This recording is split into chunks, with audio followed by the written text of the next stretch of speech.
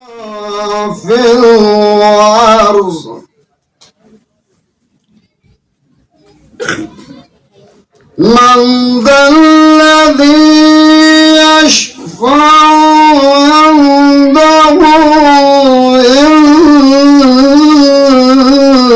إلا بإذنه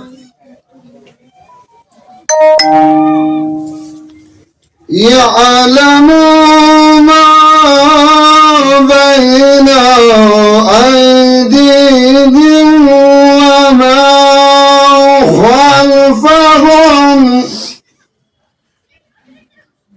ولا يحيطون بشيء من علمه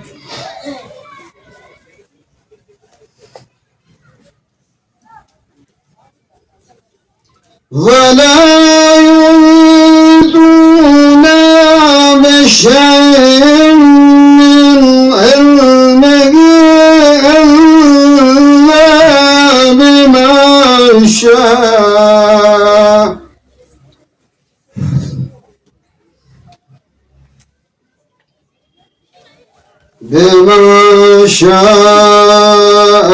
وسع كرسيه السماوات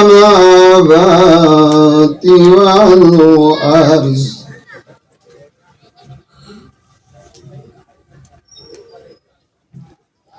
ولا يؤوده حفظهما وهو العظيم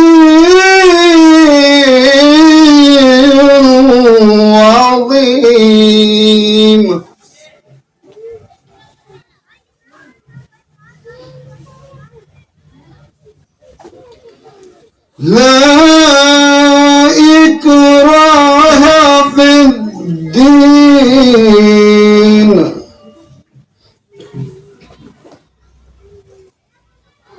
قد تبين الرشد من الغي فمن يكفر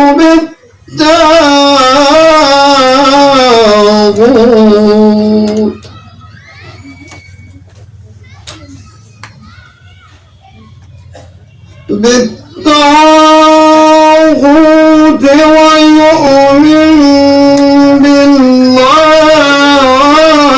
فقد استمسك بالقوة الوثقى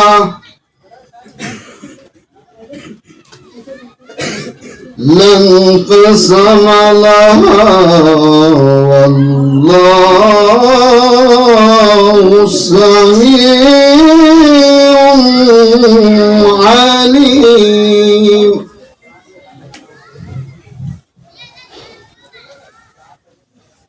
الله ولي الذين آمنوا يخرجهم من الظلمات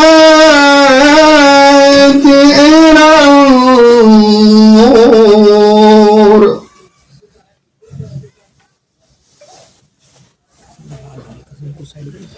والذين كفروا وأولياؤهم الطاغوت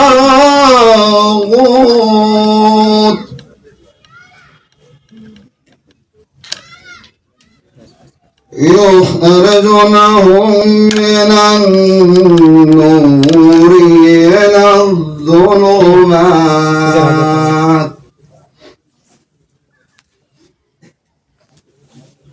أولئك أصحاب النار هم فيها خالدون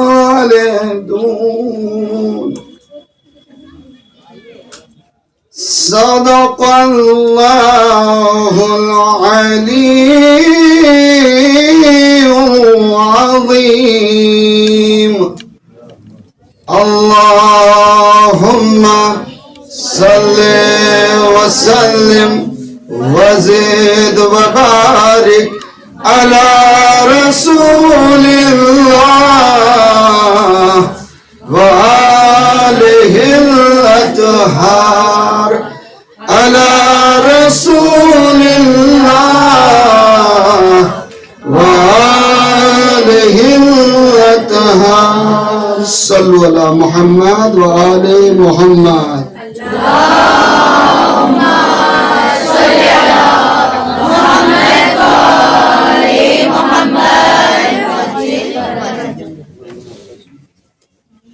یہ تھے برادر عزیز مولانا فرمان حیدر صاحب اللہ، جو اپنی بہترین دل نشین آواز میں تلاوت قرآن فرما رہے تھے، اور انہوں نے بہترین تلاوتیں کی اور پروگرام کا آغاز بخوبی ہو گیا۔ اور الحمدللہ آج کی اس پروگرام کی تفصیلات میں چونکہ جو نشست علمی کا پروگرام ہے اور وومن ڈے ہے، یوم خواتین ہے شہزادی کی ولادت کی مناسبت سے، تو انشاءاللہ اس پر چند پروگرام ہے کہ جس میں نشست علمی ہمارے لیے اور ہمارے سماج کے لیے بہترین وقت کی ضرورت ہے، جس میں موضوعات علماء کرام جس پر ہماری گفتگو کریں گے جناب مولانا فرمان حیدر صاحب، ان کا موضوع ہے فاطمی ثقافت۔ جناب مولانا قمر عباس نجفی صاحب، ان کا موضوع ہے آج کے زمانے میں شیعت کو درپیش مشکلات۔ اس کے بعد جناب مولانا ذیشان حیدر صاحب قبلہ ہیں، ان کا موضوع ہے عقائد میں پائی جانے والی خرافاتیں۔ جناب مولانا کفایت حسین قمی صاحب، ان کا موضوع ہے سماج میں موجودہ بیجا رسمیں اور اس کا حل۔ اس کے علاوہ یعنی جناب مولانا ذیشان محمد ذیشان صاحب قبلہ، یہ ہماری علمی نشست میں رہیں گے اور جو سوال جواب کا سیشن ہوگا اس میں جوابات مرحمت فرمائیں گے۔ اس کے علاوہ جو موضوع رہے گا حجاب پر ہونے والے اعتراضات، یہ ہم نے موضوعات آپ حضرات کی خدمت میں عرض کیا ہے اس لیے کہ اگر ان موضوعات پر گفتگو ہوگی، اگر کسی کے ذہن میں کوئی سوال ہو تو ڈائریکٹ وہ مائک لے کر کے پوچھ سکتا ہے، یا واٹس اپ کر دے تو دیکھ لیا جائے گا، یا پرچے پر لکھ کر کے پرچی یہاں تک پہنچا دے تو اس کے سوال کا جواب یہیں پر دیا جائے گا۔ تو انشاءاللہ کوشش یہ کی جائے گی کہ جو موضوعات ہیں یا جو آج ہمارے سماج کی ضرورتیں ہیں، جس میں یہ سمجھا جائے گا کہ آج ہمارے سماج کو ان سوالوں کے جواب کی ضرورت ہے، تو بے شک وہ سوال آپ حضرات کیجیے گا اور مطرح کیجیے گا۔ ہو سکتا ہے کہ علماء کرام بہترین ان سوالات پر اپنی گفتگو کریں اور جوابات سے مرحمت فرمائیں۔ اس کے علاوہ ہمارے جو خواہران میں ہیں مہمان خواہران، خواہر عزیز سبیکہ بانو، خواہر نشاد فاطمہ صاحبہ، خواہر حسین فاطمہ صاحبہ، خواہر کنیز زہرا صاحبہ اور خواہر میاں پروین صاحبہ، یہ سب یعنی اس پروگرام کی زینت ہیں، معلمات ہیں، پرنسپل ہیں، انچارج ہیں، اور اس کے علاوہ یعنی ہمارے مہمان ہیں۔ اگر وقت رہا تو ہو سکتا ہے ہم ان سے استفادہ کریں گے، چونکہ ہمارے پروگرام کو 5 بجے ختم بھی ہونا ہے، اور جو بک ریڈنگ مقابلہ تھا یا کتاب خوانی کا مسابقہ جو تھا معرفت حضرت فاطمہ زہرا سلام اللہ علیہا، جس میں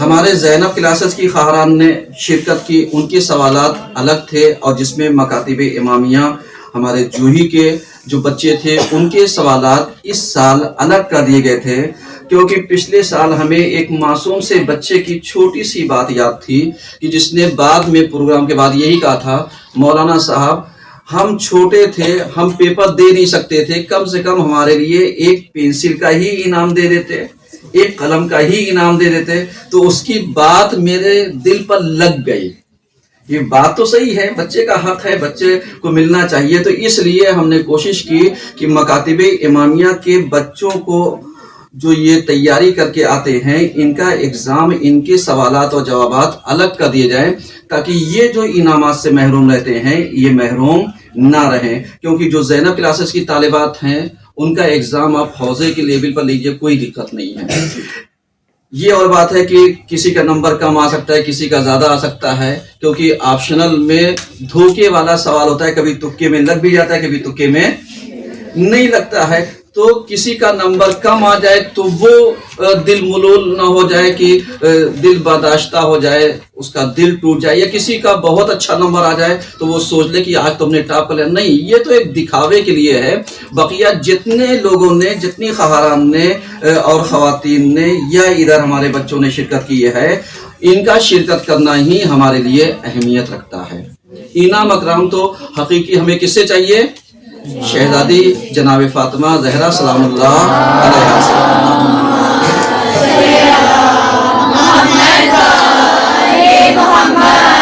اس کے علاوہ یعنی اس سال یعنی ہمارے زینب کلاسز کی جو طالبات فارغ ہونے والی ہیں، تقریباً 12 طالبات ہیں جو فارغ ہوں گی، اور جس میں کچھ پنجم کے بھی سندیں ہیں، 6 بچوں کو پنجم کی سندیں دی جائیں گی.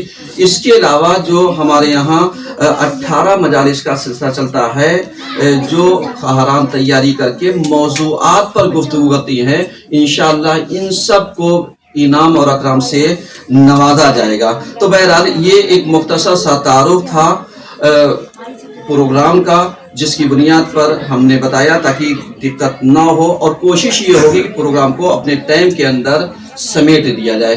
تو بہرحال یعنی ہمارے درمیان موجود ہیں جناب مولانا سجاد باقر سجاد صاحب، ہمارے درمیان موجود ہیں مولانا فرمان حیدر صاحب، ہمارے درمیان موجود ہیں مولانا محمد ذیشان صاحب، اور ہمارے درمیان موجود ہیں کشمیر سے تشریف لائے ہوئے مولانا کفایت حسین صاحب قبلہ. اور اس کے علاوہ 2 لوگ ایسے ہیں جو ابھی آنے کو ہیں، یعنی ان کی آمد متوقع ہے، دیکھتے ہیں کب پہنچتے ہیں. تو انشاءاللہ یعنی ہم اس سے بھی استفادہ کریں گے، لیکن سب سے پہلے خدمت میں چلیں گے جناب مولانا فرمان حیدر صاحب قبلہ کی. ان کا موضوع ہے فاطمی ثقافت. ان کو 15 منٹ کا ٹائم دیا جاتا ہے، یہ اپنی گفتگو کو 15 منٹ میں سمیٹیں. اگر کسی کے ذہن میں کوئی سوال ہو فاطمی ثقافت سے مربوط تو وہ ہمیں میسج کر دے گا، یعنی اسی کا سوال و جواب کا سسٹم یعنی انشاءاللہ ابھی دیا جائے گا. سلوات پڑھیے سب مل کر کے.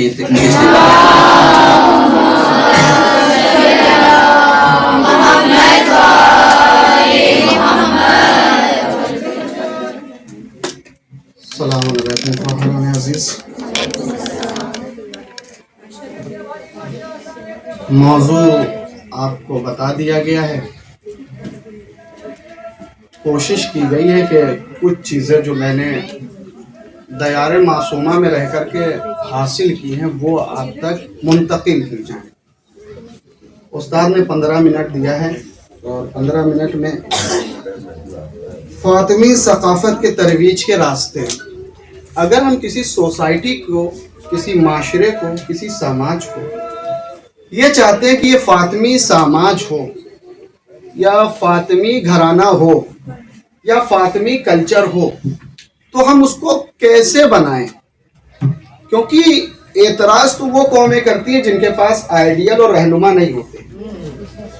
اللہ کا لاکھ لاکھ شکر ہے کہ اللہ نے ہماری ہدایت کے لیے، یعنی ہم کو خلق کرنے سے پہلے ہمارے ہدایت کا انتظام کیا تاکہ ہم آبجیکشن نہ کر سکیں، اعتراض نہ کر سکیں. جب انبیاء کا سلسلہ ختم ہوا تو اللہ نے ہمارے لیے آئمہ کا سلسلہ رکھا، اور آئمہ میں بھی سلسلہ رکھا تو ایک ایسی خاتون کا سلسلہ رکھا جو ہمارے خود ہمارے آئمہ کے لیے کیا ہے؟ نمونہ عمل ہے. اس ذات کا نام کیا ہے؟ جناب فاطمہ الزہرا سلام اللہ علیہا.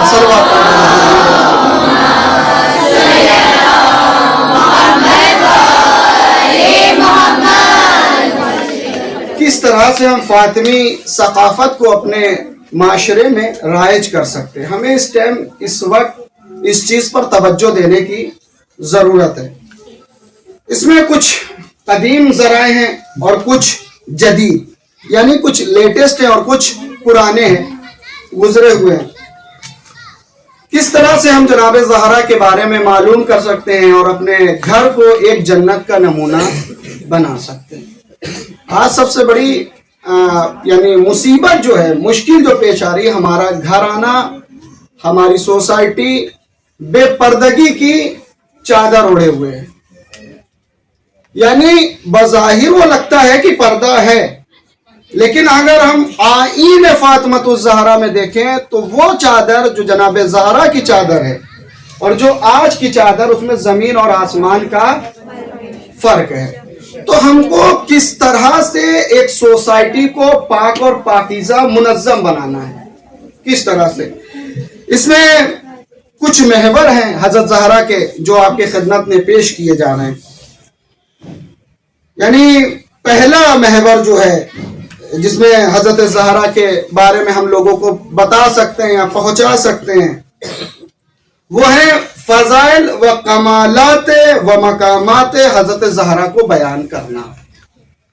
यानी हज़रत ज़हरा का मकाम क्या था, वो कमाल के किस दर्जे पर फायज थी। आया किसी इमाम की बीवी ने यह कहा कि मेरे लिए फला इमाम नमूना अमल है, नहीं मिलता सिवाय जनाबे ज़हरा सलामुल्लाह अलैहा के लिए, जिसके लिए हमारे और आपके आखिरी इमाम इमाम मेहदी अलैहिस्सलातु वस्सलाम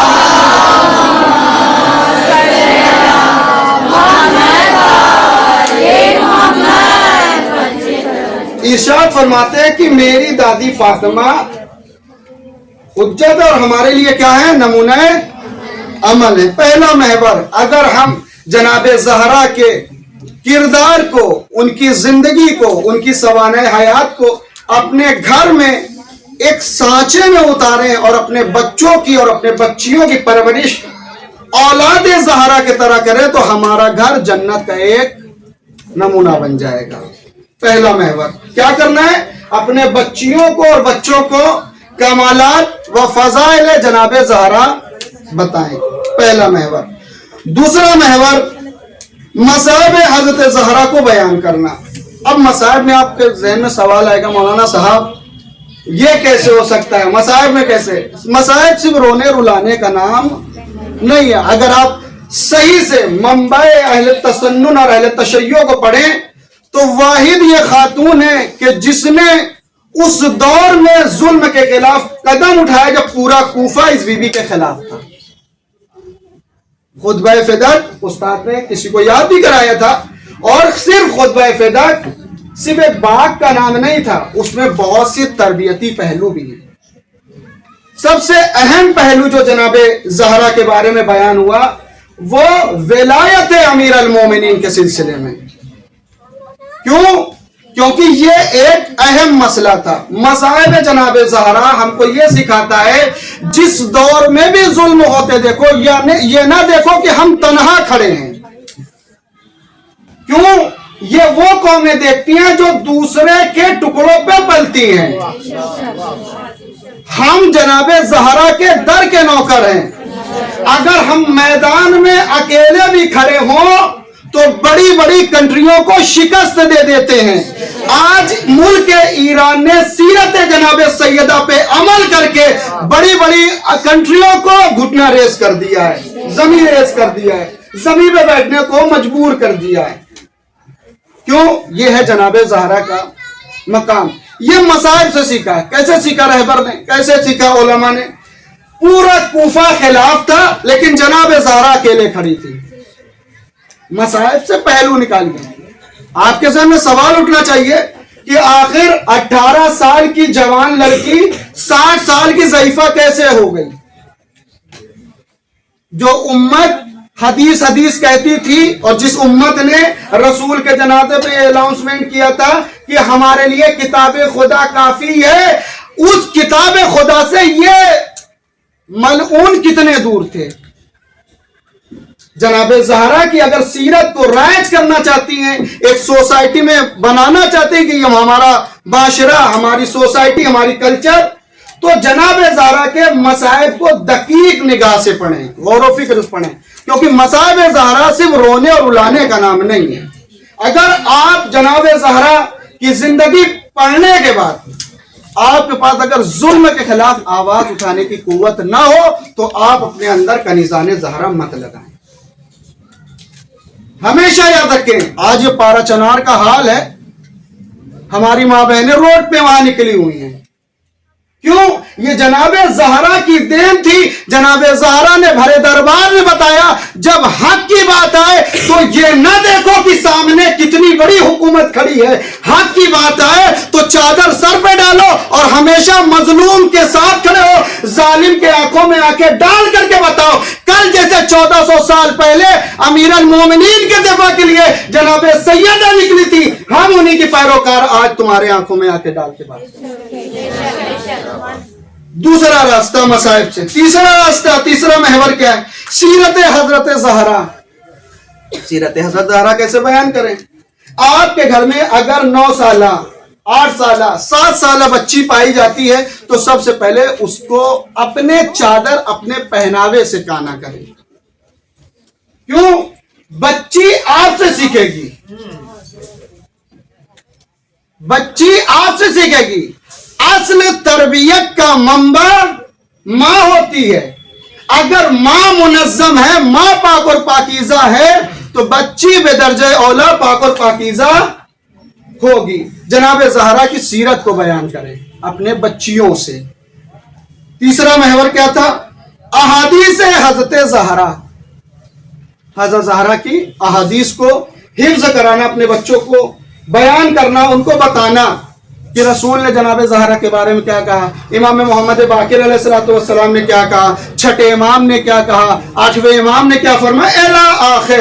हर इमाम ने जनाब ज़हरा के बारे में एक ना एक हदीस बयान किया। ये किसको बताना है हमें? अपने घर में बच्चियों को, ताकि उनकी जब रूह परवान चढ़े तो वो एक हिजाब वाली रूह हो। सलवात पढ़े पर मोहम्मद।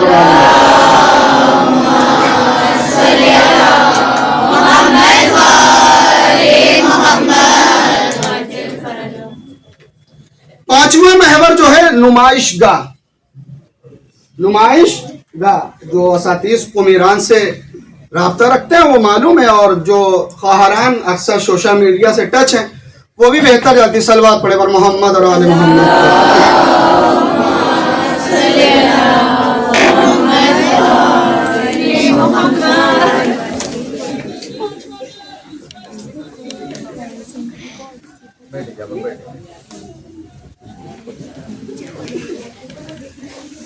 पांचवा महवर क्या है?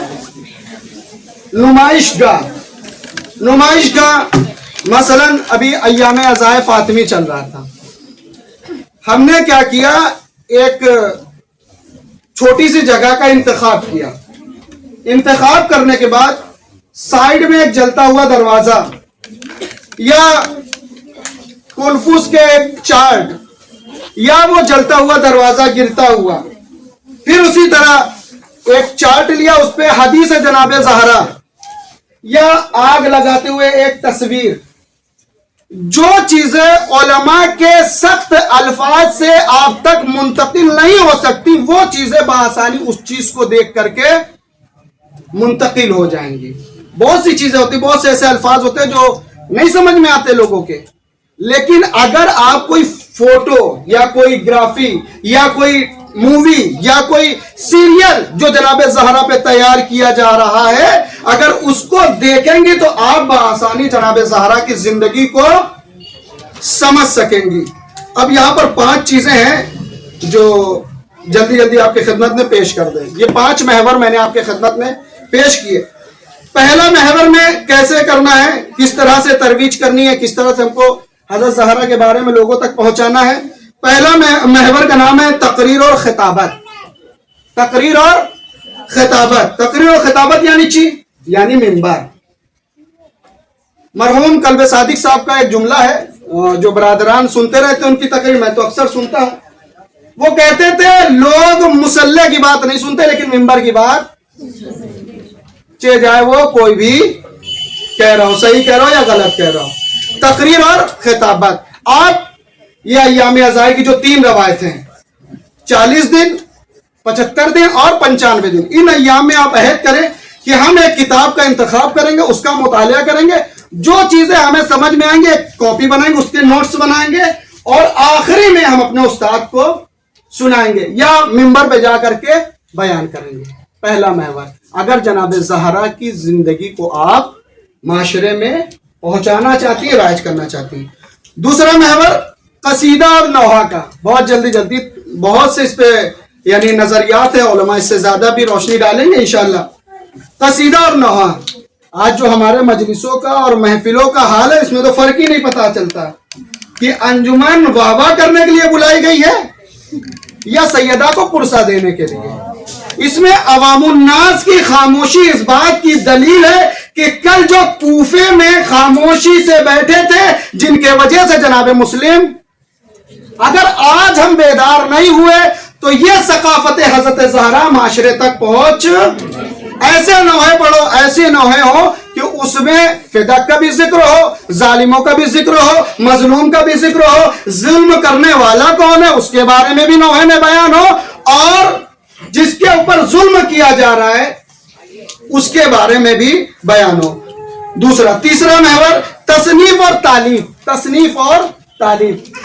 मसलन 4 लड़कियां खड़ी हो कि उस्ताद हम एक छोटी सी किताब को शक्ल देना चाहते हैं, क्या पहले आप मुतालिया करें, जब मुतालिया कर लेंगे 100-150 किताबों का 4 ही 4 लाइन मुतालिया करें, 4-4 सत्र मुतालिया करने के बाद एक सफे में लिखें 4 आपने किया, 4 आपने किया, 4 आपने, इस तरह पता चला 150 सफे का मुतालिया किया, एक छोटा सा मकाला आपका तैयार हो गया। तीसरी चीज में क्या थी? तसनीफ और तालीफ। अगर आप अपने जिंदगी में कुछ चीजें चाहती हैं कि जिंदा रहें तो अहले बैत के लिए कुछ काम करिए, और इससे बेहतर काम अल्लामा नक्कन को गए आज कितने साल हुआ, लेकिन आज भी इंसान उनकी किताब से इस्तेफादा करता है। अल्लामा दिशान हैदर जवादी साहब को इधर आखिर, ऐसे बहुत से, अल्लामा हिल्ली साहिब अबकातुल अनवार, आप देखिए अल्लामा अमीनी अल गदीर, इस तरह से क्या करता है, इंसान जिंदा होता है। क्यों? जिसने भी अहले बैत की राह में कदम बढ़ाया, दुनिया मिट गई लेकिन अहले बैत के पैरोकार नहीं मिटे। चौथा, सेमिनार व कॉन्फ्रेंस। उस्ताद ने अल्हम्दुलिल्लाह यहाँ पर ये चीज कर रखी है। हर चीज मजलिस नहीं है, हर चीज आप सोचे मजलिस, अभी मजलिस के ऊपर बड़ी गुफ्तगू हो रही है, खाने वाली और बिना खाने वाली, जो उसका जो उलमा टच है वो जानते हैं, उस पर मुझे बहस नहीं करना। लेकिन सेमिनार और कॉन्फ्रेंस अपने बच्चियों को जोश दिलाएं, जज्बा पैदा करें कि तुम्हारे लिए इनामात है, तुम्हारे ये सब क्यों किया गया, इसलिए ताकि हमारा माशरा दिन पर दिन तरक्की की तरफ जाए। एक किताब मुशख्खस करे, उसका मुतालिया करे, उससे नोट्स बनाए। पांचवा महवर क्या था? नुमाइशगाह का इंतजाम। नुमाइशगाह का इंतजाम, आखिरी बात और खत्म हुआ। नुमाइशगाह का इंतजाम यानी क्या? यानी मैंने आपको बताया, हर बच्ची अय्याम अज़ाए फातिमी में एक एक चार्ट ले। हम जो बनाएंगे जलता हुआ दरवाजा बनाएंगे, हम जो बनाएंगे मौला अली का कब्र ज़हरा पर गिरिया बनाएंगे, हम जो बनाएंगे जनाब ज़हरा ने जो या मेहदी की सदा बुलंद की थी दरो दीवार के दरमियान, उसकी एक अक्कासी करेंगे।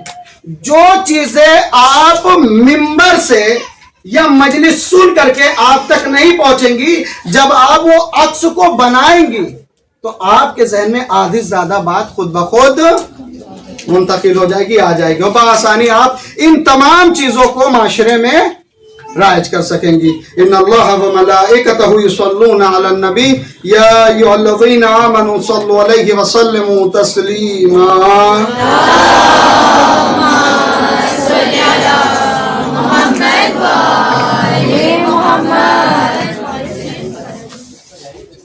ये थे मौलाना फरमान हैदर साहब, जिन्होंने बेहतरीन गुफ्तगू की, जामे गुफ्तगू फातिमी सकाफत पर। अल्हम्दुलिल्लाह, यानी जिन जिन पॉइंट के ऊपर आपने गुफ्तगू की है वो आज हमारे समाज को ज़रूरत है।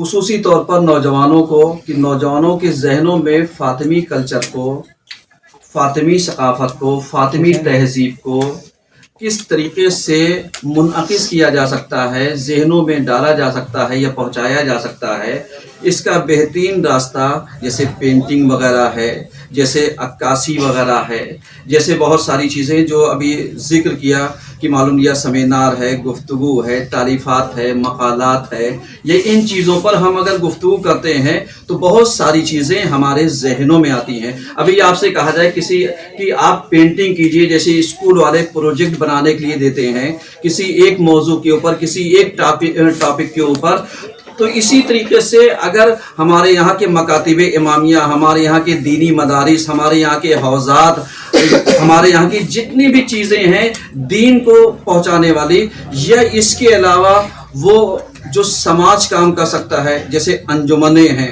جیسے معلوم لیا نوجوانوں کی ٹیمیں ہیں، یا اس کے علاوہ اور بھی چیزیں، یہ چاہیں تو بہت کچھ یعنی ثقافتی فاطمی ثقافت کے اوپر بہت کچھ القاء کر سکتی ہیں، پہنچا سکتی ہیں۔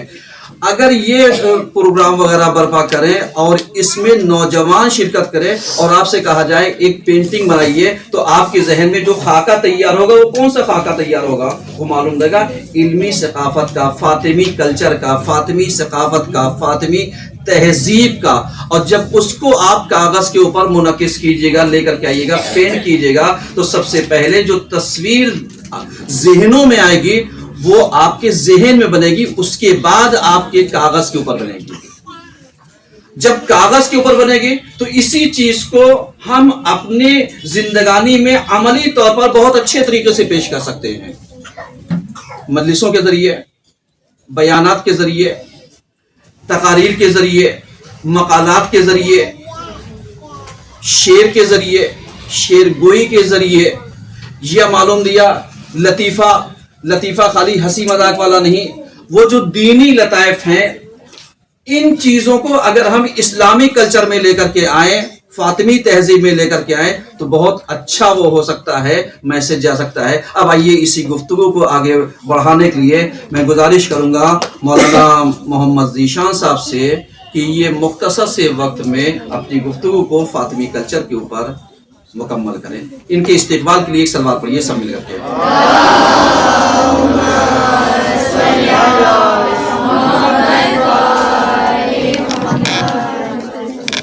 اعوذ باللہ من الشیطان الرجیم، بسم اللہ الرحمن الرحیم،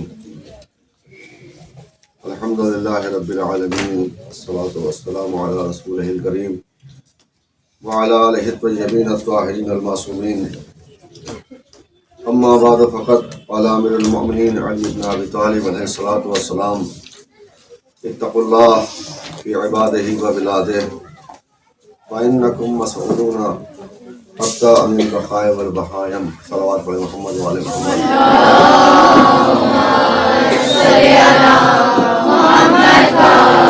معزز سامعین و خواہران اور نہایت ہی واجب الاحترام علماء ذوی الکرام، السلام علیکم ورحمۃ اللہ وبرکاتہ۔ اولا میں مشکور ہوں مولانا موصوف حجت الاسلام والمسلمین عالی جناب مولانا علمدار حسین صاحب قبلہ کا، جنہوں نے اس علمی نشست میں مجھ جیسے کم علم کو بھی دعوت دی اور مجھے یہاں پہ حاضری کا شرف حاصل ہوا۔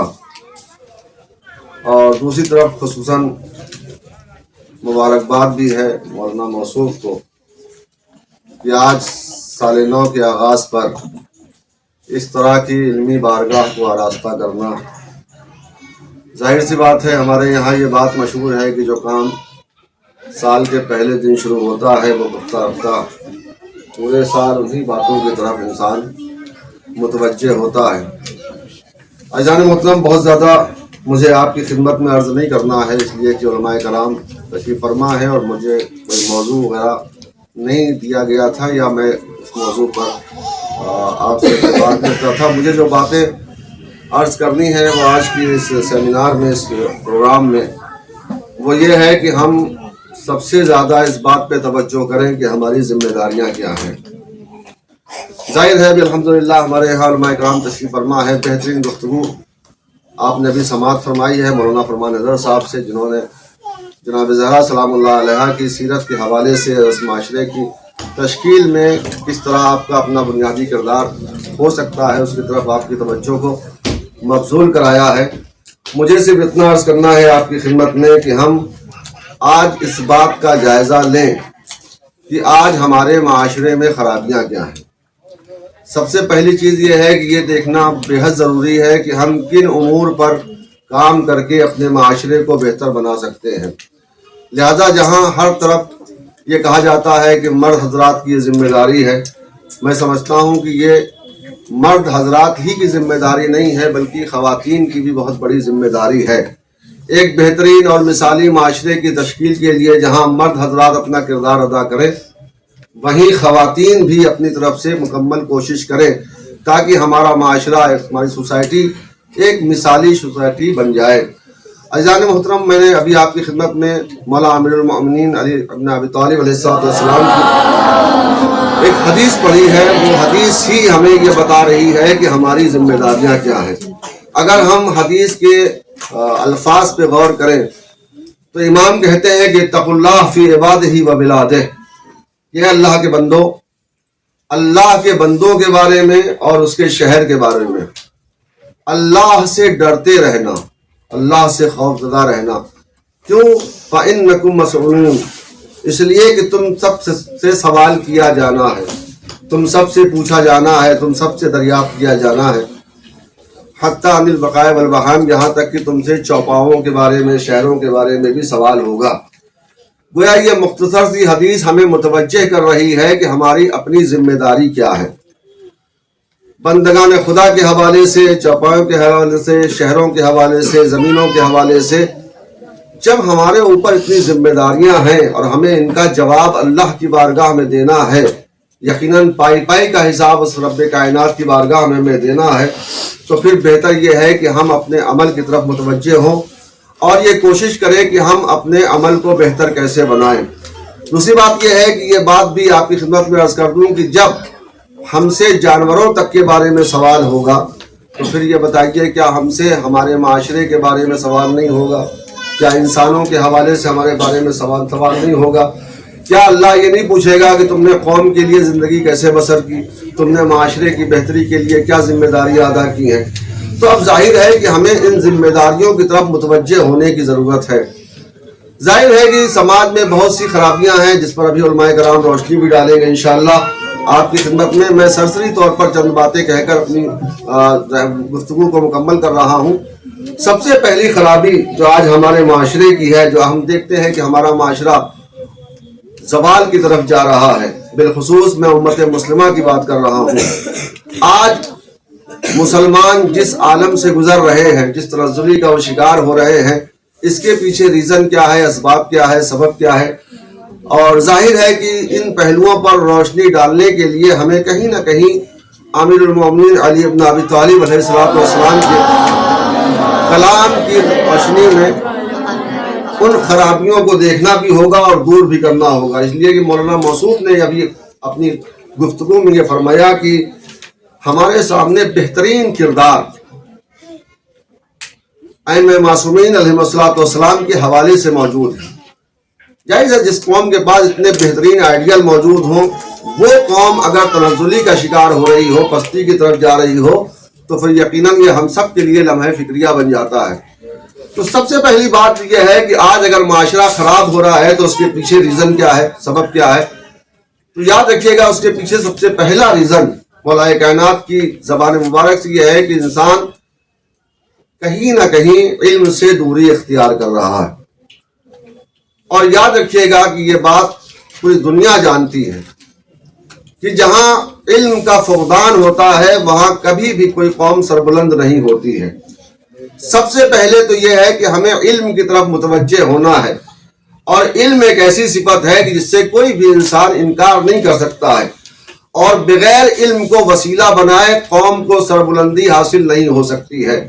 لہذا پہلی ضرورت یہ ہے کہ ہم جہالت سے اپنے کو دور کریں اور ہم یہ کوشش کریں کہ ہم اپنے بچوں کو اعلیٰ تعلیم دلائیں، بہترین تعلیم دلائیں۔ آج جو ہمارا معاشرہ ہے اور ہمارا کلچر ہے، ہم دیکھ رہے ہیں कितने ऐसे लोग हैं जो बड़े बड़े ओहदों पर फायज हैं।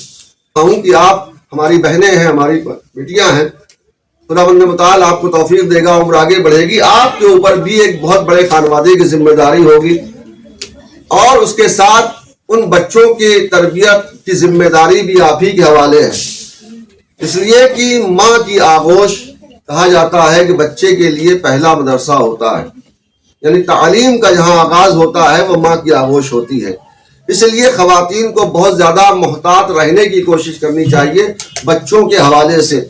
और फिर दूसरी कोशिश ये होनी चाहिए कि हमारे बच्चे इल्मी मैदान में कैसे आगे बढ़ेंगे, उसकी तरफ हम क्या बेहतर मंसूबा तैयार कर सकते हैं, क्या प्लानिंग कर सकते हैं, हम कैसे अपने बच्चों के अंदर इल्म के हुसूल के सिलसिले में ज़ौक़ और फहम पैदा कर सकते हैं।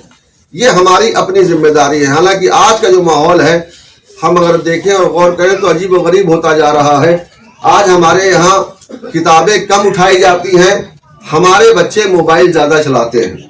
ये बिल्कुल फैक्ट है। और आपने महसूस किया होगा, देखा होगा कि आज माँ खुद अपने बच्चे को मोबाइल दे देती है ताकि वो अपने दीगर कामों को अंजाम सुकून के साथ दे सके। तो पहली खराबी यह है कि हमें बच्चों के अंदर किताब फहमी और इल्म का ज़ौक़ शौक़ पैदा करना होगा और मोबाइल से उन्हें दूर रखने की कोशिश की जाए।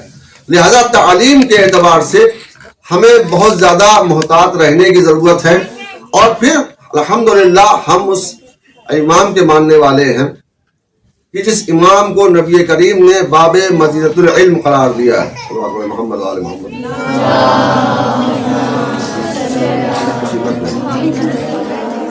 मौलाना मौसूफ की सेहत और सलामती के लिए बुलंद तरीन सलावत पढ़ें।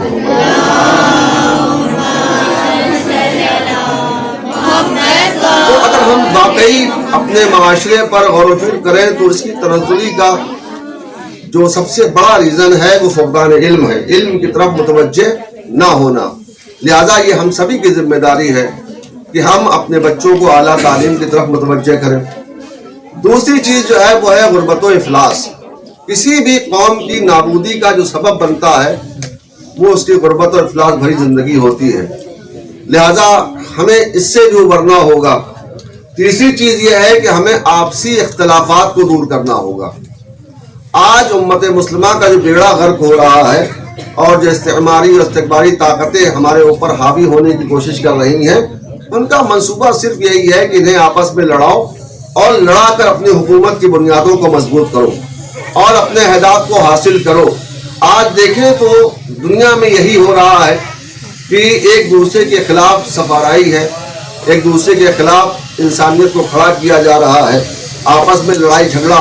चूँकि बात यहाँ सीरत जनाब ज़हरा सलामुल्लाह अलैहा के हवाले से भी हो रही है और बीवी जनाब ज़हरा सलामुल्लाह अलैहा की सीरत में भी ये मिलता है कि उन्होंने जुल्म के खिलाफ क़याम किया।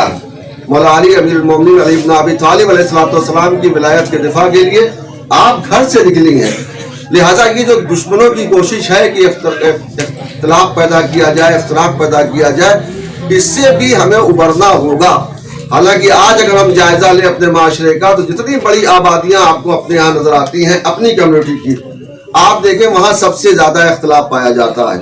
यानी आज आलम यह हो चुका है कि एक खातून दूसरे खातून को बर्दाश्त नहीं करती है, आज एक अली वाला दूसरे अली वाले को बर्दाश्त नहीं कर रहा है।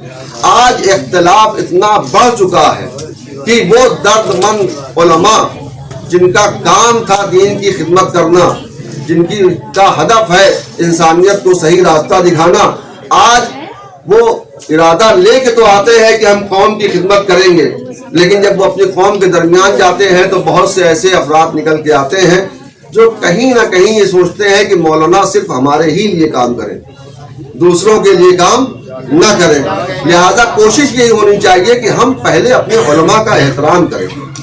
आज सबसे बड़ी खराबी हमारे माशरे की यही है कि हम उलमा का एहतराम उस मंजिल पर जाकर नहीं कर सकते जिस मंजिल पर अल्लाह और उसके रसूल ने हमें बताया है, बल्कि हमारी कोशिश क्या है कि बस मौलाना जो भी काम करे वो हमारे कहने पे कहें, हम कहें यस तो यस, हम कहें नो तो नो। ये आलम हो चुका है आज हमारे माशरे का। ये बातें मुझे आपकी खिदमत में अर्ज करना ज़रूरी है, इसलिए कि हमारे सामने मौलाना मासूम अलमदार साहब क़िबला काफ़ी ज़माने से आपके दरमियान मौजूद है, कितनी खिदमत अंजाम दी है। यकीनन इनकी खिदमतों का सिला शहजादी कौनैन की बारगाह से मिलेगा। वो आपके मोहताज नहीं है, वो यहाँ के लोगों के मोहताज नहीं है, वो खुलूस के साथ अपने दीनी फराइज को अंजाम दे रहे हैं। लेकिन उसके बावजूद भी हम देखते हैं कि जो कद्र व मंजिलत उन्हें हासिल होनी चाहिए थी कौम में, आज वो उन चीज़ों से दूर हो गए। क्यों? इसलिए कि अवाम ने उनकी कद्र व मंजिलत को पहचाना नहीं है और मौलाना को सिर्फ अपने ज़ाती मफाद के तौर पर लिया है कि जब तक मौलाना से फ़ायदा होगा मौलाना के साथ रहेंगे, जहाँ हमें लगेगा कि नहीं मौलाना की ये बातें हमारे हक में नहीं है, वहाँ हम मौलाना का साथ छोड़ देंगे। तो ये जो इख्तलाफ है आज हमारे दरमियान, ये इख्तलाफ भी कहीं ना कहीं कौम की तनज़्ज़ुली का सबब बन रहा है। लिहाजा अगर हम अपनी कौम को बुलंद करना है तो ये कोशिश होनी चाहिए कि हम उलमा का एहतराम करें। और तीसरी चीज़ ये है कि तालीमात कुरान, चौथी चीज़ ये है तालीमात कुरान से दूरी।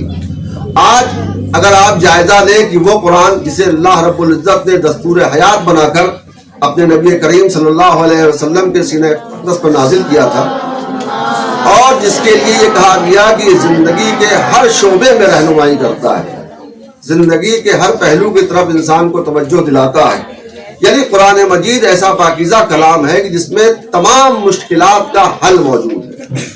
लेकिन अगर आज हम गौर करें तो खुदा की कसम बाज़ औक़ात दिल रोता है ये देख कर कि आज हमारे समाज में कुरान को उस एतबार से अहमियत नहीं दी जाती है।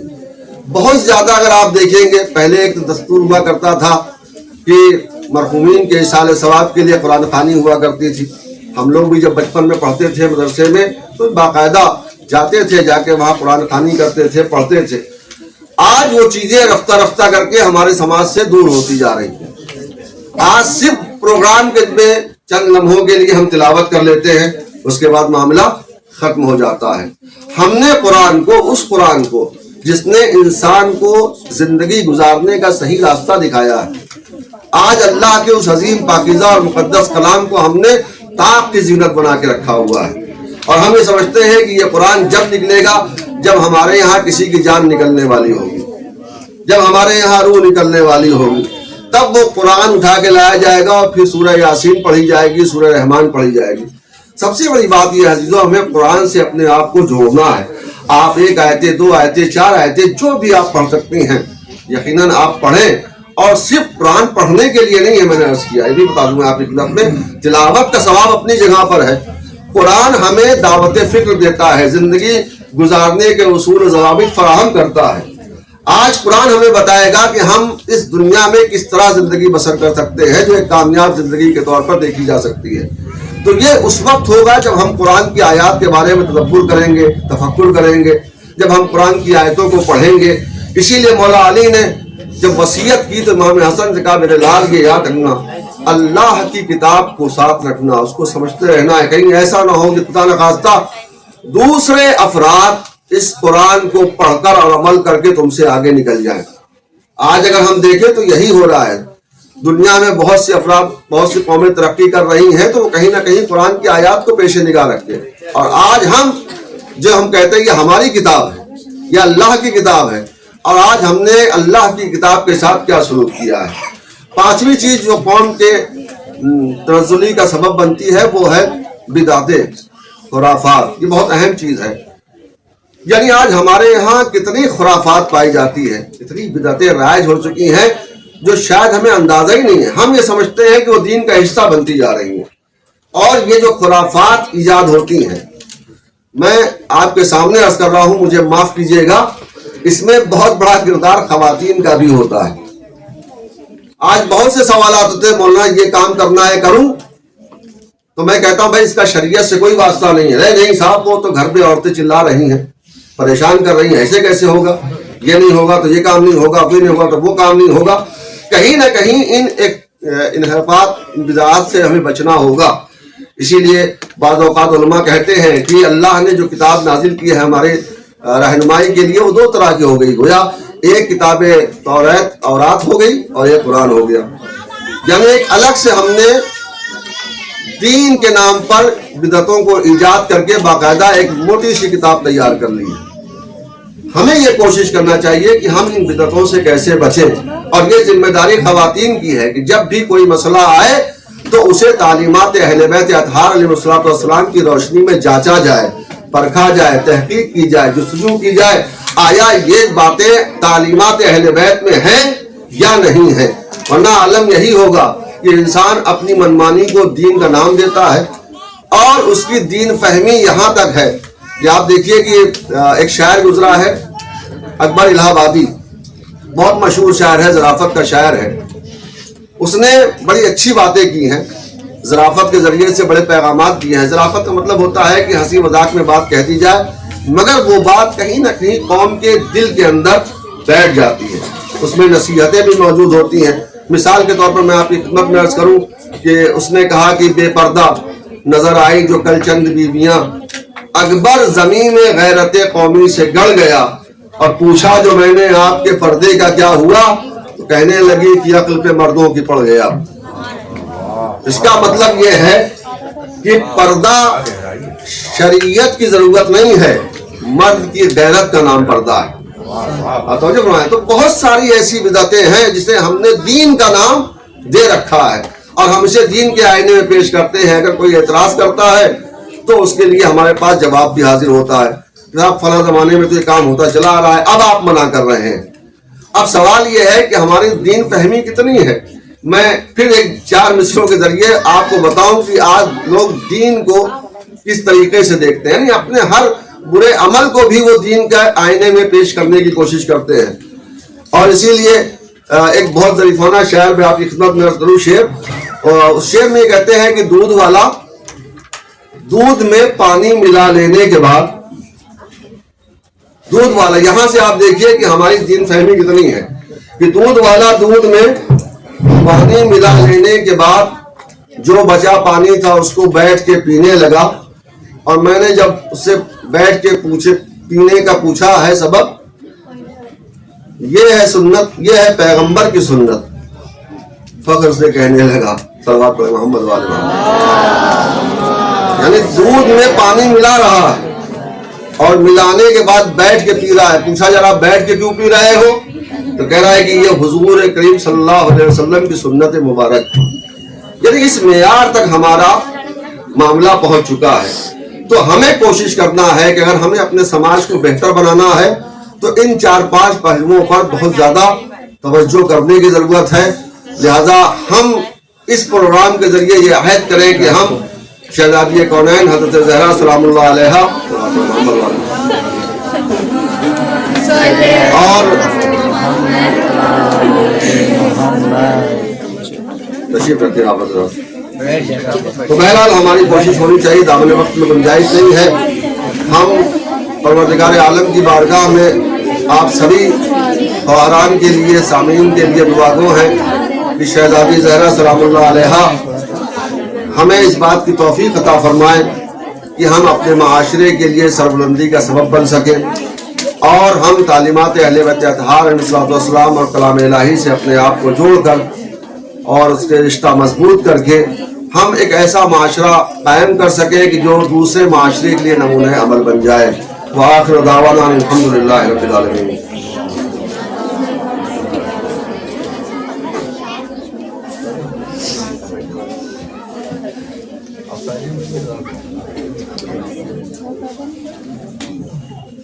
ये थे मौलाना मोहम्मद ज़ीशान साहब, बहुत अच्छी गुफ्तगू कर रहे थे और जो हमारी समाज में मौजूदा खुराफातें हैं उन खुराफातों को आगे बढ़ाने के लिए हमारे पास जो मुकर्रिरीन हैं जैसे मौलाना ज़ीशान साहब, ये अकायद में पाई जाने वाली खुराफातें, चूँकि हमारे पास टाइम कम है, 3:30 बज चुके हैं और इनाम अकराम में भी टाइम लगता है, लिहाजा मुकर्रिरीन से हमारी दस्त बस्ता गुजारिश है कि बहुत ही इख्तिसार के साथ अपनी गुफ्तगू करें और अगर किसी के जहन में फातिमी सकाफत से मरबूत कोई सवाल हो तो वो सवाल कर सकता है। कार्डलेस हाजिर है मैक, अगर किसी को पूछना हो तो सवाल कर सकता है किसी के जहन में?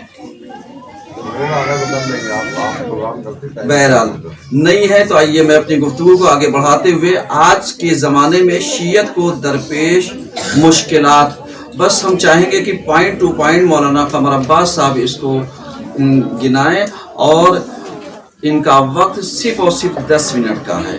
इनके इस्तिकबाल के लिए एक सलवात पढ़िए सब मिल करके।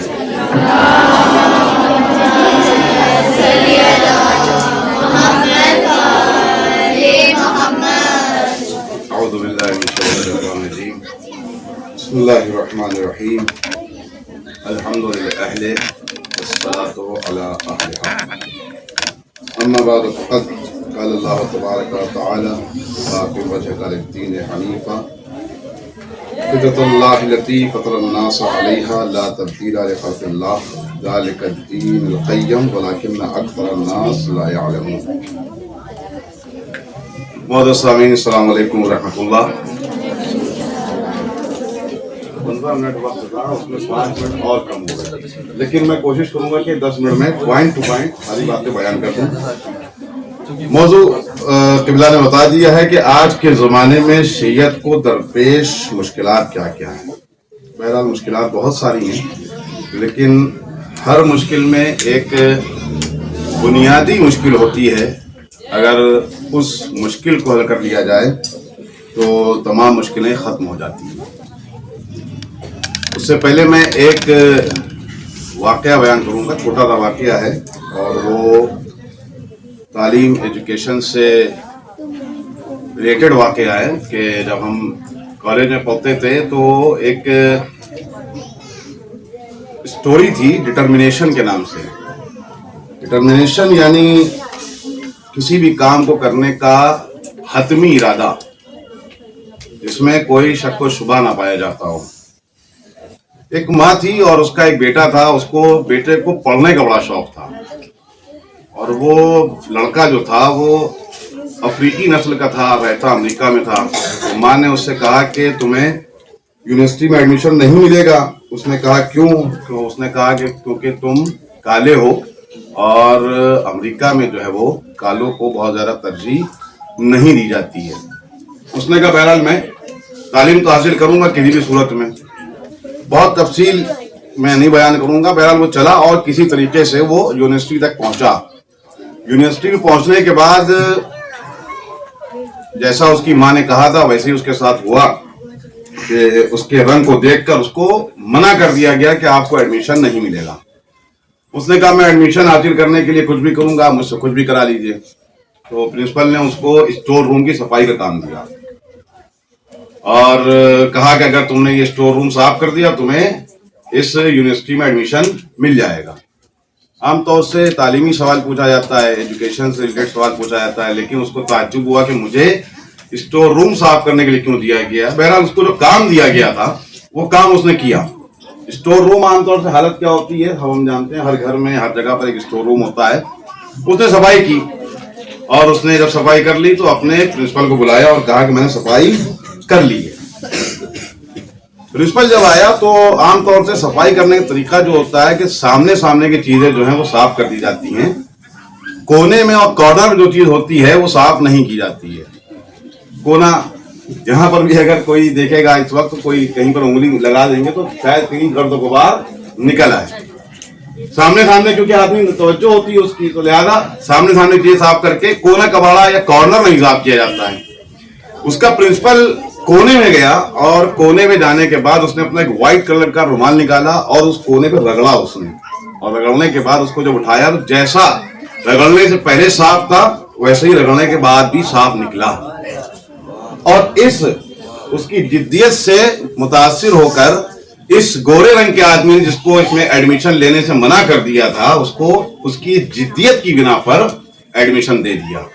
किस्सा बयान करने का मकसद ये है कि हम अगर कहीं पर पढ़ रहे हैं, कहीं पर पढ़ा रहे हैं, कहीं पर जुड़े हुए हैं किसी इदारे से, अगर काम करना है तो जिद्दियत के साथ करना। अगर हम पढ़ रहे हैं तब भी जिद्दियत से पढ़ें और पढ़ा रहे हैं तब भी जिद्दियत से ही पढ़ाएं।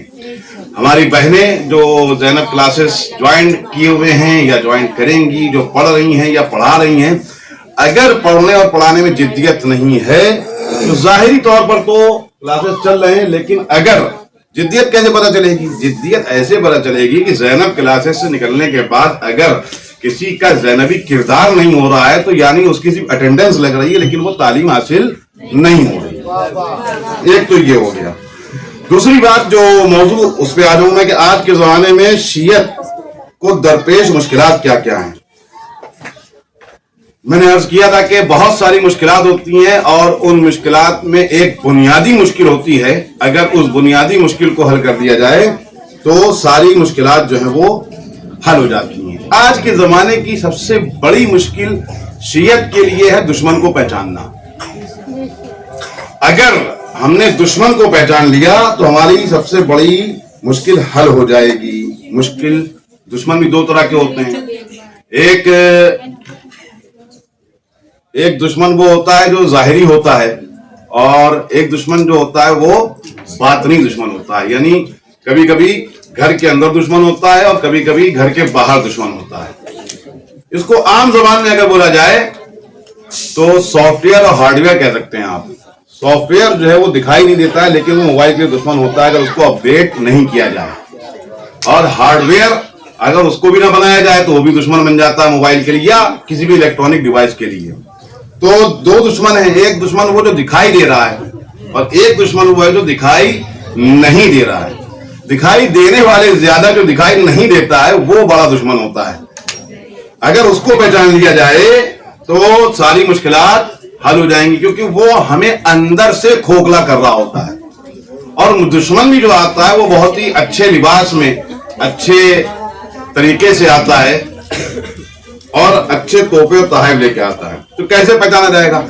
दुश्मन को पहचानना क्या है? दुश्मन अगर आपके काम को ढीला कर रहा है, आपकी सकाफत को, आपके तहजीब को, आपके ट्रेडिशन को, आपके मजहब को अगर कमजोर कर रहा है वो आपका दुश्मन है। चाहे वो आपका भाई हो, बाप हो या फिर कोई मौलाना ही क्यों ना हो।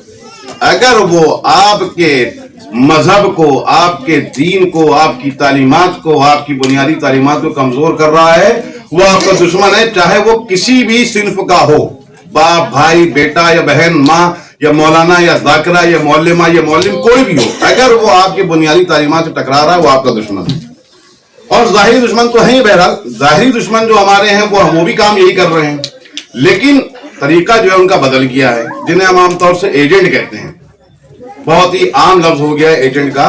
अगर हमने जाहिरी और बातनी एजेंट को पहचान लिया, यानी सॉफ्टवेयर के एजेंट और हार्डवेयर के एजेंट को पहचान लिया, तो हमारी सारी मुश्किलात हल हो जाएंगी।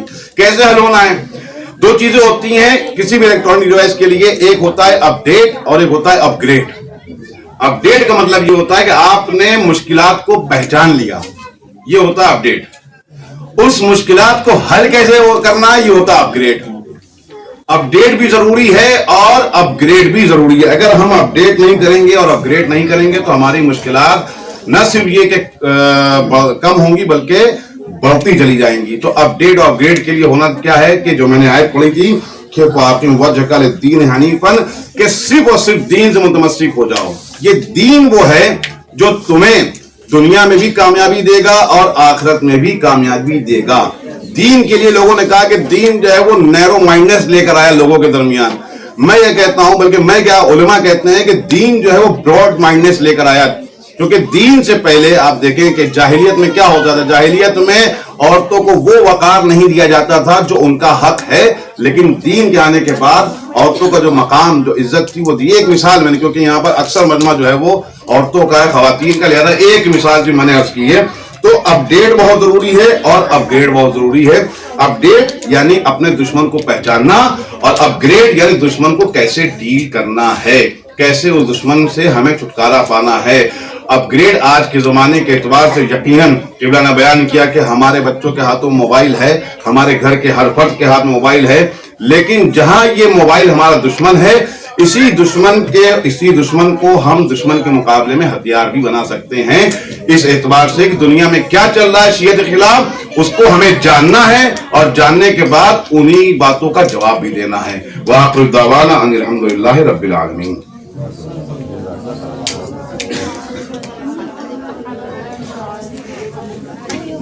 बहुत उम्दा, जज़ाकल्लाह। ये थे मौलाना क़बर अब्बास नजफी साहब की जो मुश्किलात बयान कर रहे थे कि आज के ज़माने में शियत को दरपेश मुश्किलात क्या क्या हैं। तो यकीनी तौर पर सबसे बड़ी मुश्किल यही है कि हम अपने और पराए को, दोस्त और दुश्मन को पहचान नहीं पाते हैं। جس کی وجہ سے کبھی کبھی ایسا ہوتا ہے کہ ہم دوست کو دشمن اور دشمن کو دوست سمجھ بیٹھتے ہیں، اور جس کا خمیازہ ہم بھگتتے بھی ہیں اور ہمیں بھگتنا پڑتا ہے۔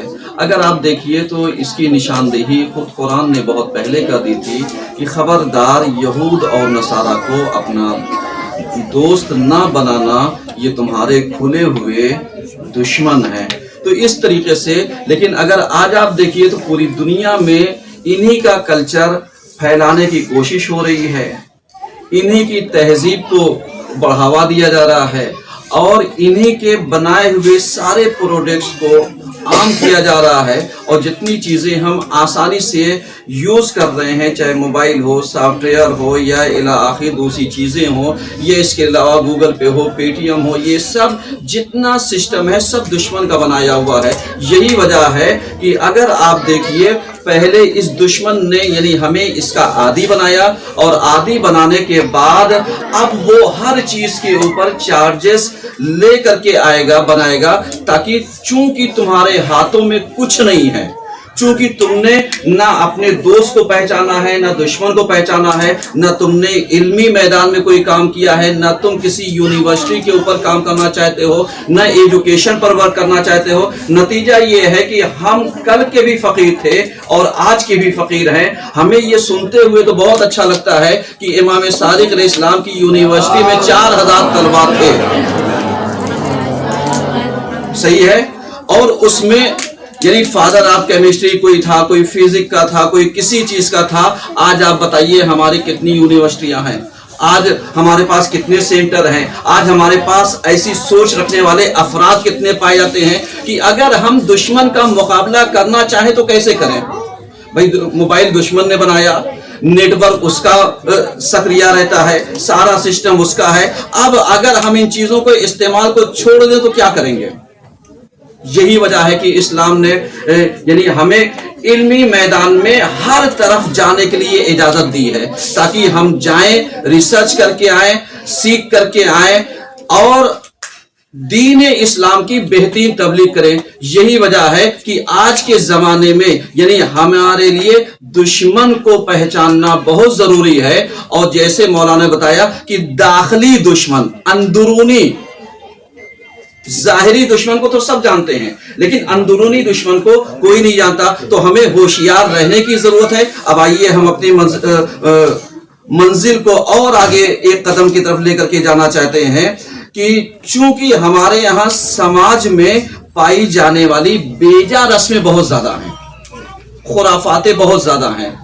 یعنی ابھی مولانا محمد ذیشان صاحب نے یعنی ایک کتاب جو عورت کے لیے کہی گئی، وہ عورت کے لیے ٹھیک ہے، لیکن بہت ساری بیجا رسمیں جن کا تعلق کسی چیز سے نہیں ہے انہوں نے وہ کیا۔ اب ہم دیکھتے ہیں مولانا کفایت حسین قمی صاحب کو کہ یہ بہت دیر سے منتظر ہیں اور یہ سوچ رہے ہیں کہ میرا وقت کب آئے گا، تو دل تھام کر کے بیٹھے میری باری آئی۔ تو میں گزارش کروں گا جناب مولانا کفایت حسین صاحب سے، ان کا موضوع ہے سماج میں موجودہ بیجا رسمیں اور اس کا حل۔ ان کو 15 منٹ کا وقت دیا جاتا ہے، ہمارے مہمان عزیز ہیں، سلوات پڑھیے سب مل کر کے۔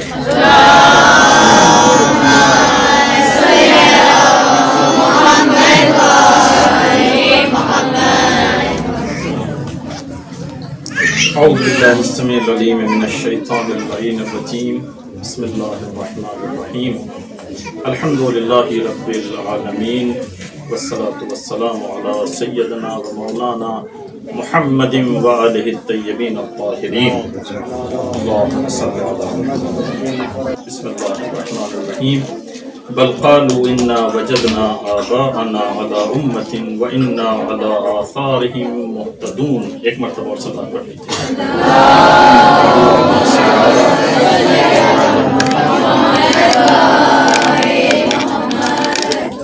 بہت شکر گزار ہیں آپ تمام ماہران کے، برادران کے، اور جو اس پروگرام کے بانی ہیں، خصوصاً مولانا علمدار حسین صاحب اللہ کہ جو چیز کے لیے موقع فراہم کیا کہ یہاں پر آپ سے گفتگو کی جا سکے۔ موضوع بہت وسیع ہے اور وقت بہت محدود، لیکن میں شکر گزار ہوں مولانا ذیشان صاحب قبلہ کا کہ انہوں نے کسی حد تک میری مشکل کو آسان کر دیا، چونکہ خرافات کے ضمن میں انہوں نے جس چیز کی طرف اشارہ کیا وہ یہی میرا موضوع ہے، جو بیجا رسمیں ہیں وہی خرافات ہیں۔ تو مختصر طور پر مجھے یہ عرض کرنا ہے، یہ قرآن کریم کی آیت ہے، سورہ زخرف کی آیت نمبر 22۔ اس میں ارشاد ہو رہا ہے کہ بل قالوا انا وجدنا آباءنا علی امۃ وانا علی آثارہم مہتدون۔ جب کفار سے کہا جاتا ہے کہ تم ہدایت قبول کر لو، دیکھیے غور کیجئے گا، مختصر گفتگو کرنی ہے، موضوع بہت اہم ہے۔ تو وہ کہتے ہیں کہ ہم نے اپنے آباء و اجداد کو جن چیزوں پر پایا ہے، ہم نے ان چیزوں کے اوپر انہیں پایا ہے اور اسی راستے پر ہم چل رہے ہیں۔ اگر آپ غور کریں تو یہ جو بیجا رسمیں ہیں یا خرافات کہہ لیجئے جو رائج ہوتی ہیں، یہ ہدایت میں سب سے بڑی رکاوٹ ہے۔ اگر کبھی بھی کوئی حق کسی کے سامنے پیش کیا جاتا ہے تو پہلے سے اس کے ذہن میں ایک چیز راسخ ہے، اس کے ذہن میں یہ ہے کہ ہمارے آباء و اجداد یہ کرتے چلے آئے ہیں، بھلا اتنے عرصے تک انہوں نے یہ کام انجام دیا ہے، وہ کیسے غلطی پر ہو سکتے ہیں؟ تو وہ کہتا ہے کہ ہم نے ایک عرصے تک اپنے آباء و اجداد کو دیکھا اور ہم اسی راستے پر چل رہے ہیں۔ تو ایسے انسان کو سمجھانا بہت مشکل ہے۔ اور دیکھیے مقدمہ وغیرہ بہت مختصر میں عرض کروں گا، لیکن انتہا یہ ہے، سب سے بڑا جو اس کا نقصان ہوتا ہے وہ یہ ہوتا ہے کہ جب یہ رسمیں رائج ہو جاتی ہیں تو یہ دینی فرائض کا جو ہے وہ مقام لے لیتی ہیں۔ انسان ان رسموں کے اوپر عمل کرتا ہے یہ سوچتے ہوئے کہ میں دین کے اوپر عمل پیرا ہوں، میں دین کے اوپر عمل کر رہا ہوں، اگرچہ وہ دین کے اوپر عمل نہیں کر رہا ہے، حق کے اوپر عمل نہیں کر رہا ہے، وہ باطل کے اوپر عمل کر رہا ہے۔ اس بحث کو چھوڑتے ہوئے کہ یہ کس طرح وجود میں آتی ہیں، حضرت ختم مرتبت محمد مصطفیٰ صلی اللہ علیہ وآلہ پیغمبر نے ایک حدیث میں ہمیں متوجہ کیا تھا، 1400 سال پہلے متوجہ کیا تھا، بلکہ تنبیہ کی تھی کہ دیکھو ایک دور ایسا آئے گا اور اس وقت سے تمہیں یعنی ہوشیار رہنا ہے اور ایک خاص اپنا کردار ادا کرنا ہے۔ پیغمبر کی حدیث ہے، قال النبی صلی اللہ علیہ وآلہ کیف بکم اذا فسدت نساؤکم وفسق شبابکم۔ اصحاب کرام کے درمیان پیغمبر نے فرمایا کہ کیف بکم، اس وقت تمہارا کیا حال ہوگا۔ قاہران سے گزارش ہے تھوڑا توجہ دیں، گفتگو بعد میں کیجئے گا، کہ اس وقت تمہارا کیا حال ہوگا، اذا فسدت نساؤکم، جب تمہاری خواتین فاسد ہو جائیں گی، وفسق شبابکم، اور تمہارے جوان فاسق ہو جائیں گے۔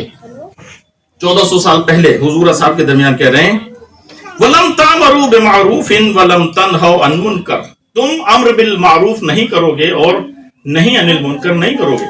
اصحاب نے تعجب سے سوال کیا، یا رسول اللہ جب آپ نے ہمارے اوپر حق اور باطل واضح کر دیا، یہ حق ہے یہ باطل ہے، حق کی طرف دعوت دینا ہر انسان کی ذمہ داری ہے، باطل سے روکنا ہر انسان کی ذمہ داری ہے، تو کیا ایسا وقت بھی آ سکتا ہے کہ جب ہم امر بالمعروف نہ کریں اور نہیں عن المنکر نہ کریں؟ کیا ایسا وقت بھی آ سکتا ہے؟ پیغمبر نے کہا کہ ہاں، جب یہ کہا تو پیغمبر نے کہا نعم وَشَرُّ مِن ذَلِكَ، یہی نہیں اس سے بھی برا وقت آنے والا ہے۔ اصحاب کو تو اسی پہ تعجب ہوا تھا کہ ہم امر بالمعروف اور نہیں عن المنکر نہیں کریں گے، رسول نے کہا اس سے بھی برا وقت آنے والا ہے۔ فَكَيْفَ بِكُمْ إِذَا أَمَرْتُمْ بِالْمُنْكَرِ وَنَهَيْتُمْ عَنِ الْمَعْرُوفِ، اس وقت تمہارا کیا حال ہوگا کہ جب تم امر کرو گے، حکم کرو گے تو منکر کا کرو گے، برائی کا حکم دو گے، اور جب تم روکنا چاہو گے وَنَهَيْتُمْ عَنِ الْمَعْرُوفِ، جب تم روکنا چاہو گے تو اچھائیوں سے روکو گے۔ یہ اس کے برعکس ہے، یہاں پر یہ نہیں ہے کہ آپ امر بالمعروف نہیں کر رہے ہیں اور نہیں عن المنکر نہیں کر رہے ہیں، بلکہ یہ ہے کہ برائیوں کی طرف دعوت دو گے، برائیوں کی طرف تم بلاؤ گے اور اچھائیوں سے روکو گے۔ پھر رسول سے کہا گیا، یا رسول اللہ ایسا وقت آ جائے گا ہم ایسے ہو جائیں گے، ہم آپ کے کلمہ کو، آپ کی تعلیمات کے زیر سایہ زندگی گزارنے والے۔ رسول نے کہا نعم ایسا تو ہوگا، وَشَرُّ مِن ذَلِكَ، اور اس سے بھی برا ہونے والا ہے۔ اللہ اکبر، کہا یا رسول اللہ آخر اس سے برا کیا ہوگا کہ ہم برائیوں کی طرف دعوت دیں گے اور اچھائیوں سے روکیں گے۔ پیغمبر فرماتے ہیں کیف بکم اذا رأیتم المعروف منکرا والمنکر معروفا، یہ وقت وہ وقت ہوگا کہ جب تم معروف کو منکر سمجھو گے اور منکر کو معروف سمجھو گے، یعنی یہاں پر جو اقدار ہیں وہ بدل جائیں گی۔ अच्छाइयां बुराइयां बन जाएंगी और बुराइयां अच्छाइयां बन जाएंगी। ये बहुत खतरनाक मरहला है। इस मकाम पर अगर इंसान पहुंच जाता है तो अब उसके सामने जो है वो हक और बातिल की तमीज वो खो बैठता है, बल्कि तमीज नहीं खो बैठता, वो सही को गलत समझता है और गलत को सही समझता है। और फिर इसके बाद का मरहला बहुत खतरनाक है, मुफस्सल हदीसें हैं इसमें, लेकिन जो हमारा माशरा है क्या वो इस मंजिल पर है या नहीं है? इस मंजिल पर 2-3 मिसालें दूं वक्त को नजर में रखते हुए। आप देखिए कि आज अगर कोई हमारा जवान अपने सिलसिले तालीम को जारी रखने के लिए अपने यहां एक पोस्टर लगाए कि मुझे रुकूम शरिया की जरूरत है इसलिए कि मैं अपनी तालीम को आगे बढ़ाना चाहता हूं, हमारी कोई बेवा बहन अगर अपने घर के सामने वो लिखे, यानी बैनर लगाए, पोस्टर लगाए कि रुकूम शरिया समझते हैं ना, कि मुझे दीजिए क्योंकि मुझे अपने बच्चों की किफालत करनी है। या अगर कोई अपनी बेटी की, यानी जो मुस्तहक है, जरूरतमंद है, अगर अपनी बेटी की शादी के लिए रुकूम शरिया हासिल करे अलल ऐलान, आप बताएं उसको अच्छा समझा जाएगा या बुरा समझा जाएगा? उसको अच्छी निगाह से देखेंगे या बुरी निगाह से देखेंगे? उसे बुरी निगाह से देखेंगे, उसे हिकारत की निगाह से देखेंगे। कैसे लोग हैं, इन्होंने ज़कात, फितरा, खुम्स और सहमे इमाम ज़ामिन और ये रुकूम शरिया इकट्ठा करना शुरू कर दिए, जबकि ये भी जानते हैं कि ये जरूरतमंद है, इसका हक है, मुस्तहक है, लेकिन उसको हिकारत की नजर से देने वाला भी हकीर समझ कर देता है। तो उसके बरक्स आ जाइए, कोई इंसान हमारे माशरे का, और ये होता है कि जो खुदा के हुकूक को अदा न करे, रसूल के हुकूक को अदा न करे, खुम्स न दे, इमाम का हक अदा न करे, ज़कात और रिश्वत के जरिए, चोरी के जरिए और फ्रॉड के जरिए और कह लीजिए वक्फ के माल के जरिए किसी में, यानी एक माल इकट्ठा कर लेता है, उसको अच्छा समझा जाता है, बुरा समझा जाता है। वो माशरे का इज्जतदार इंसान होता है क्योंकि उसके पास पैसा है, और ये नहीं देखा जाता कि पैसा किस तरीके से आया है, ये नहीं देखते, उसको सब झुककर सलाम करते हैं क्योंकि आज उसके पास पैसा है। तो शऊरी तौर पर न सही, लाशऊरी तौर पर ही सही, लेकिन हमारे यहां अच्छाई को बुरा और बुराई को अच्छा समझा जा रहा है। एक लायक बेटा, दुनिया से सबको जाना है, माँ बाप अगर दुनिया से गए, बाप दुनिया से गया, वो खाना न खिलाए, अभी मौलाना ने इशारा किया था कि मजलिसें हो रही है, खाना खिलाए ना खिलाए, मैं भी किसी उसको वो नहीं करता कि खिलाए ना खिलाए, लेकिन यह है कि वो खाना ना खिलाए कौम को, ठीक है, लेकिन अपने बाप के वाजिबात को अदा कराए। बाप के ऊपर जो कज़ा नमाजें हैं वो उनको अदा कराए, बाप के ऊपर हज है उसको अदा कराए, जो वाजिबात हैं उनको वो अदा कराए, और खाना ना खिलाए, हम जैसे पेट भरों को खाना ना खिलाए। आप देखिए कितने उसकी तारीफ करेंगे, क्या जिंदगी भर जो है बाप ने इसके लिए ये किया, लेकिन ये अपने बाप की खातिर एक वक्त खाना नहीं खिला सका। कोई इस चीज को नहीं देखेगा कि उसने हज कराया, उसने उसके वाजिबात अदा कराए, नहीं, उसको नहीं देखेगा, लेकिन ये देखेंगे, ये सब देखेंगे कि इसने खाना नहीं खिलाया, इसको सही समझा जा रहा है या गलत समझा जा रहा है। निकाह के वक्त जब मौलाना पहुंचते हैं, इंशाअल्लाह खुदावंद मुताल तमाम बरादरान और खाहरान की जो इज़्दिवाजी मुश्किलात हैं उनको बरतरफ फरमाए इंशाअल्लाह। जब मौलाना अक़्द के लिए पहुंचते हैं और कोई हमारी बहन या बेटी हो, उससे कहें कि आपका अक़्द जो है फला इब्ने फला के साथ इतने हफ्ते महर के साथ होना करार पाया है, क्या आप इजाजत देती हैं कि हम आपका सीगा जारी करें? अगर ये बेटी, तवज्जो कीजिए, ये आखिरी मिसाल है, अगर ये बेटी वहां मौलाना से कहे, मौलाना जिस मेहर की आप बात कर रहे हैं जरा मुझे दिलवा दीजिए, अगर वहां पे कहे तो क्या होगा? हंगामा मच जाएगा पूरे इलाके में। कैसी तरबियत की है इस बेटी की कि जो ऐसे मौके पर भी खामोश, सब उसको बुरा भला कहेंगे, जबकि वो अपना वाजिब हक मांग रही है, और शौहर नामदार जिंदगी भर मेहर नहीं देते, उसको कोई कुछ कहता है? नहीं कहता। क्यों नहीं? तो क्या हो रहा है? जो अच्छाई है उसको बुरा समझा जा रहा है या नहीं, और जो बुराई है उसको अच्छा समझा जा रहा है। इज़्ज़ान मोहतरम, ये शादी तक और शादी से लेके मौत तक सिर्फ रस्मों में जकड़े हुए हैं। जो दीन है वो बहुत कम है, शायद अगर आप देखें तो 20% दीन के ऊपर भी अमल नहीं होता, 80% जो है वो अमल होता है रस्मों के ऊपर। और मौलाना ने एक बहुत अच्छी मिसाल दी थी कि हमारी खाहरान का किरदार, चूंकि आज यौम ख़वातीन भी है और जनाब सैयदा ताहिरा फातिमा ज़हरा सल्लल्लाहु अलैहा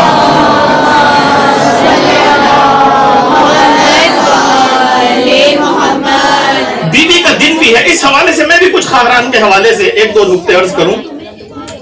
سب سے پہلے تو یہ کہ شادی ہی کو آپ لے لیجئے, ولادت کی رسموں کو چھوڑ دیجئے, مرنے کی رسموں کو چھوڑ دیجئے, شادی کو بھی اگر آپ دیکھیں اتنا عظیم امر ہے یہ کہ پیغمبر نے فرمایا ما بنی فی الاسلام اعظم و اکرم من التزویج. شادی سے زیادہ اکرم و اعظم, بڑا اور صاحب کرامت کوئی بنا نہیں ہے اسلام میں, کوئی عمارت نہیں ہے اسلام میں. یعنی اس کے سامنے یہ جو رشتہ ازدواج ہوتا ہے, جو شادی ہوتی ہے, اس کے سامنے خانہ کعبہ چھوٹا نظر آ رہا ہے, کیونکہ رسول نے کہا اس سے بڑی کوئی بنا نہیں ہے, کوئی عمارت نہیں ہے جیسی یہ دو میاں اور بیوی مل کر بناتے ہیں. لیکن اس کا حال ایسا ہو چکا ہے کہ آپ دیکھیے رسموں کے حوالے سے سب کے سب اتنی مشکلات ہم نے خود کھڑی کی ہیں کہ خود ساختہ مشکلات کے سبب ہر گھر پریشان ہے. لیکن اس میں جو خواتین کردار ادا کر سکتی ہے, عظیم ترین کردار خواتین ادا کر سکتی ہے. اس کا مطلب ہمارے کہنے کا یہ نہیں ہے کہ ساری بیجا رسموں اور خرافات کی ذمہ دار خواتین ہیں, یہ نہیں ہے, مجھے معاف کیجئے گا, ٹھیک ہے نا. بلکہ یہ ضرور ہے کہ خداوند متعال نے خواتین کو ایک اس طریقے کی قوت عطا کی ہے کہ اگر وہ کسی چیز کو ٹھان لے, اگر وہ کسی چیز کو ٹھان لے, مرد اگر ٹھانے, چاہے جو وہ جس رخ میں ہو, چاہے باپ کے رخ میں ہو, شوہر کے رخ میں ہو, بیٹے کے رخ میں ہو, اور اگر عورت جو مد مقابل ہے وہ اس کو قبول نہ کرے, چاہے ماں کی صورت میں ہو, بیٹی کی صورت میں ہو, بیوی کی صورت میں ہو, تو وہ شاید منوا نہ پائے. لیکن اگر ایک خاتون ٹھان لے تو اس کا شوہر, اس کا بیٹا اور اس کا بھائی, ان کی ہمت نہیں ہے کہ وہ اس کام کو انجام نہ دے. ایسا ہوتا ہے نہیں ہوتا؟ اب آپ دیکھیں یہیں سے کہ خاتون کتنا اہم کردار ادا کر سکتی ہے اسلام کی تبلیغ میں. اور یہاں پر لائق تقدیر و تشکر و قدردانی ہے جناب مولانا علمدار حسین صاحب قبلہ کہ انہوں نے خواہران کی تعلیم اور تربیت کے لیے اتنے عظیم مرکز کا یہاں پر جو ہے یعنی اس کی بنا رکھی, اس کو قائم کیا. الحمدللہ اس سے خواہران جو ہیں فیضیاب ہو رہی ہیں, اور خداوند متعال سے دعا ہے کہ ان کی توفیقات میں اضافہ فرمائے اور انشاءاللہ اس میں روزانہ رونق عطا فرمائے. ایک مرتبہ سے بات بتائیے.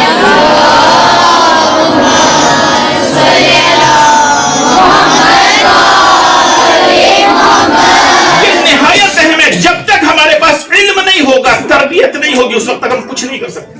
تربیت ہوگی تبھی ہم کچھ کر سکتے ہیں, عملی طور پر بھی ہم کچھ کر سکتے ہیں.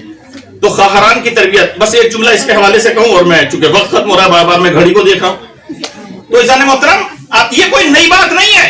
عورتوں کی تربیت, مردوں کی تربیت کا فقدان اگر معاشرے کو فساد تک لے جاتا ہے تو عورتوں میں تربیت کا فقدان نسلوں کو برباد کر دیتی ہے. اگر عورتوں میں تربیت نہیں ہے, اور یہ آج کی بات نہیں ہے کہ صاحب علم کا زمانہ ہے, ٹیکنالوجی کا زمانہ ہے تو آج اس امر کو کشف کیا گیا, نہیں. قرآن کریم نازل ہوا 1400 سال پہلے. قرآن کریم نے نقل کیا کہ حضرت عیسیٰ کی ولادت ہوتی ہے, اور ولادت ہونے کے بعد جو تھے قوم والے, قبیلے والے, وہ ناراض ہو کے اور بگڑ کے آتے ہیں جناب مریم کے پاس. آنے کے بعد کیا کہتے ہیں؟ کہتے ہیں یا اخت ہارون ما کان ابوک امرأ سوء وما کانت امک بغیہ. اے مریم, نہ تمہارے باپ برے تھے نہ تمہاری ماں بری تھی. یہ بچے کی ولادت کیسے ہوئی؟ یہ لفظی ترجمہ ہے, ٹھیک ہے, سامنے کا کہ نہ تمہارے باپ برے تھے نہ تمہاری ماں بری تھی. 1400 سال پہلے قرآن نازل ہوا. یہ جملہ 1400 سال پہلے کا نہیں ہے, قرآن نے نقل کیا ہے اس واقعے کو کہ جس وقت حضرت عیسیٰ علیہ السلام دنیا میں تشریف لائے. اور آج 1 جنوری ہے, 2025 شروع ہو رہا ہے. اگر ہم یہ مان لیں کہ یہ عیسوی سال حضرت عیسیٰ کی ولادت سے شروع ہوا ہے تو 2500 سال ہو چکے ہیں. 2025 سال ہو چکے ہیں اس واقعے کو بھی جب وہ آئے تھے حضرت مریم کے پاس. یعنی اس وقت بھی اس وقت کے لوگ 2000 سال سے زیادہ پرانے لوگ اس وقت بھی اس امر کو تسلیم کرتے تھے کہ ماں باپ کی برائی بھی اولاد میں آتی ہے اور ماں باپ کی اچھائی بھی اولاد میں آتی ہے. تو اگر ہم یہ چاہتے ہیں کہ ہماری نسلیں اچھی بنے تو ہمیں پہلے خود اچھا بننا پڑے گا. اگر ہم چاہتے ہیں کہ ہماری جو اولاد ہے ان میں اچھائیاں ہوں, برائیاں نہ ہوں, تو پہلے ہمیں اپنے آپ کو پاک کرنا پڑے گا. اس کے بعد جو ہے ہم وہ کر سکتے ہیں. اور پھر جب وہ آئے ہیں تو خدا نے کہا کہ مریم تم ان سے گفتگو مت کرنا, اس لیے کہ تم گفتگو کرو گی یہ بحثیں شروع کر دیں گے, مانیں گے نہیں, کٹھجتی شروع کر دیں گے. کہا تم اشارہ کر دو بچے کی طرف. اب وہ بچے کی طرف آ گئے اور بچے سے جب سوال کیا تو بچے کو کیا کہنا چاہیے تھا؟ انہیں شک ہو رہا تھا حضرت مریم کی عصمت میں، حضرت عیسیٰ کو ماں کی عصمت کی گواہی دینی چاہیے تھی، کہنا چاہیے تھا نہیں آپ غلط سوچ رہے ہیں، میری والدہ پاک باز ہیں، وہ صاحب عفت ہیں، وہ مثلا پاک دامن ہیں، یہ کہنا چاہیے تھا۔ لیکن انہوں نے کیا کہا؟ انہوں نے کہا انی عبداللہ اعطانی الکتاب وجعلنی نبیا، میں عبداللہ ہوں، اللہ نے مجھے نبی بنا کر بھیجا۔ اچھا انہیں جب جواب ملا، حیرت بالائے حیرت یہ کہ وہ بھی واپس جانے لگے۔ کیوں واپس جانے لگے؟ ان سے اگر سوال کیا جائے، بھائی سوال تھا ماں کی عصمت کے اوپر، لیکن انہوں نے ماں کی عصمت پر نہ کوئی صفائی دی نہ کوئی دلیل دی، انہوں نے اپنے نبی ہونے کا دعویٰ کیا ہے، تو آپ خاموش کیسے ہو گئے؟ سامنے والے کہیں گے تم جانتے نہیں ہو، جب انہوں نے اپنے نبی ہونے کی گواہی دے دی تو پھر یہ بات تو خود واضح ہو گئی کہ ماں معصوم ہے۔ اس لیے کہ انبیاء کا نور جو ہوتا ہے وہ گناہگاروں کی صلبوں میں نہیں ہوتا، بلکہ سجدہ گزاروں کی پیشانیوں میں ہوا تھا۔ صلوات پڑھ لیجیے ایک مرتبہ محمد۔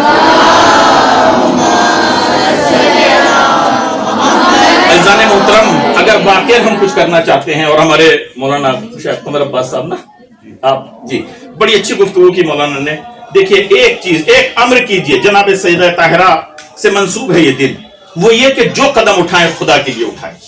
بی بی کی زندگی کا جو درس ہے، بی بی نے جو ہر مرحلے پر ہمیں درس دیا وہ یہی ہے کہ جو بھی یعنی وہ ہوتا تھا، بی بی کی دعا یہ ہوتی تھی اللہم اسألک اللہم انی اسألک بما تحب و ترضی، خدایا میں تجھ سے اس چیز کا سوال کرتی ہوں، وہ چاہتی ہوں جو تو چاہتی، میری اپنی کوئی مرضی نہیں۔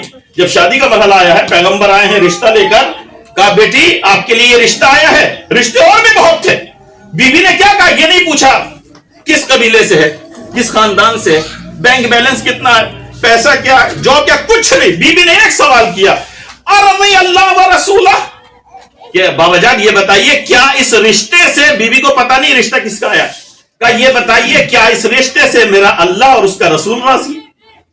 اس رشتے سے میرا اللہ اور اس کا رسول راضی ہے؟ اگر راضی ہے، جب وہ آئی ہیں مولا کائنات کے ہاں، خواتین آتی ہیں نا، آنے کے بعد گفتگو کرتی ہے، کہتی ہے آپ کے لیے اتنے اچھے اچھے رشتے تھے، عبد الرحمن ابن عوف جو اس وقت کا جو ہے وہ کروڑ پتی انسان تھا، اس کا رشتہ بھی آپ کے لیے آیا تھا، لیکن آپ نے بھی کس کو قبول کیا؟ بی بی نے صرف ایک جملہ کہا، رضیت بما رضی اللہ ورسولہ، میں اس پر راضی ہوں جس پر میرا اللہ راضی ہے اور اس کا رسول راضی ہے۔ اگر اللہ کسی چیز پر راضی ہو، رضایت پروردگار عظیم ترین رضوان من اللہ اکبر، یعنی اللہ کی جو رضا ہے وہ سب سے عظیم چیز ہے۔ اگر خداوند متعال کی رضا مل جاتی ہے، اس کے اختیار میں سب کچھ ہے، انسان جب اس کے لیے قدم بڑھاتا ہے، اس کی رضا کے لیے قدم بڑھاتا ہے، تو خداوند متعال اس کو وہ عطا کرتا ہے جو اس کے لیے دنیا میں بھی بہتر ہوتا ہے اور آخرت میں بھی بہتر ہوتا ہے۔ وآخر دعوانا ان الحمد للہ رب العالمین وصلی اللہ علی محمد وآلہ الطاہرین۔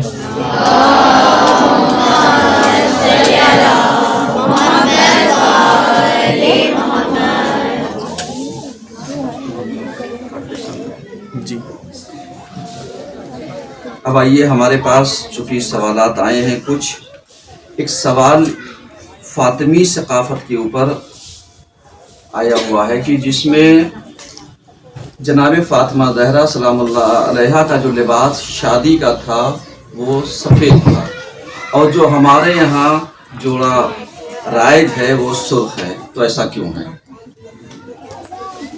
میں گزارش کروں گا جناب مولانا آپ ہی دیجیے جواب، آپ اس چیز کے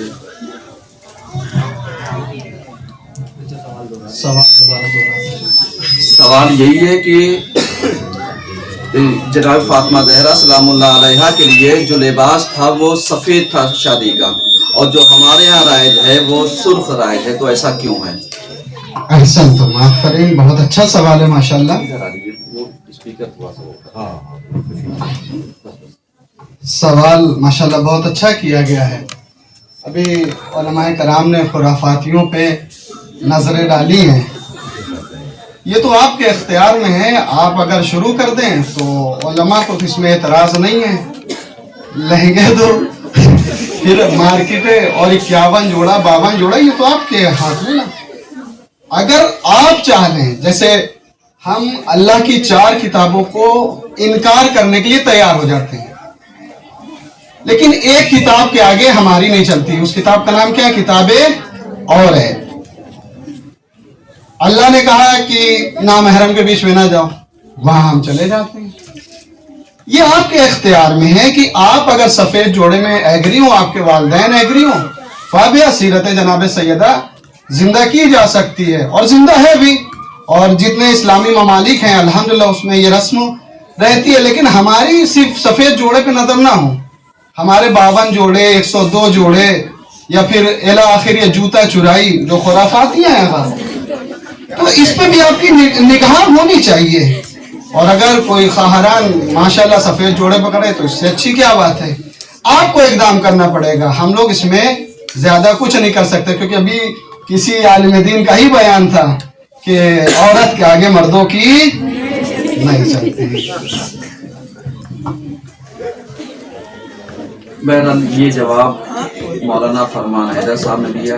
اس کا ایک مختصر سا خلاصہ ہم کر سکتے ہیں، وہ یہ کہ چونکہ عرب میں جو رائج تھا وہ سفید لباس چلتا ہے، اور جو ہمارے ہندوستان میں رائج ہے وہ سرخ لباس چلتا ہے، تو اس سرخ لباس کی شریعت نے کوئی مخالفت نہیں کی ہے.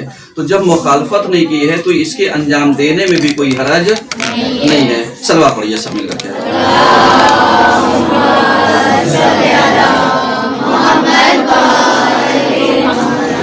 اب آئیے، چونکہ ہمارے پاس وقت بہت تیزی سے بڑھ رہا ہے، چونکہ مولانا ذیشان حیدر صاحب ان کا موضوع ہے عقائد میں پائی جانے والی خرافاتیں.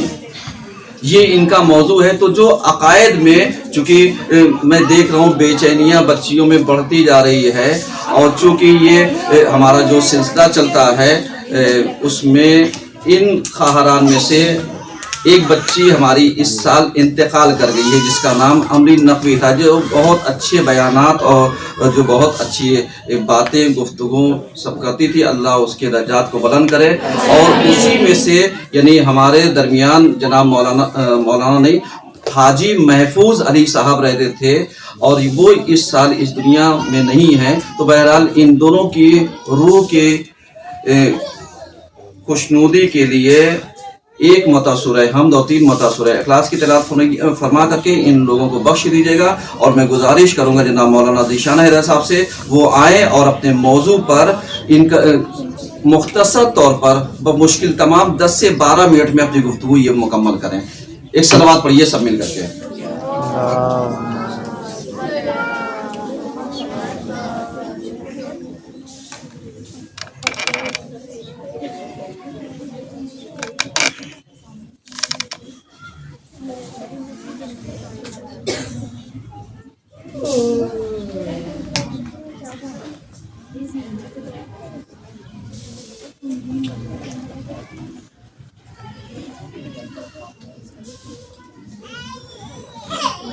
صلوات بھیجو محمد و آل محمد.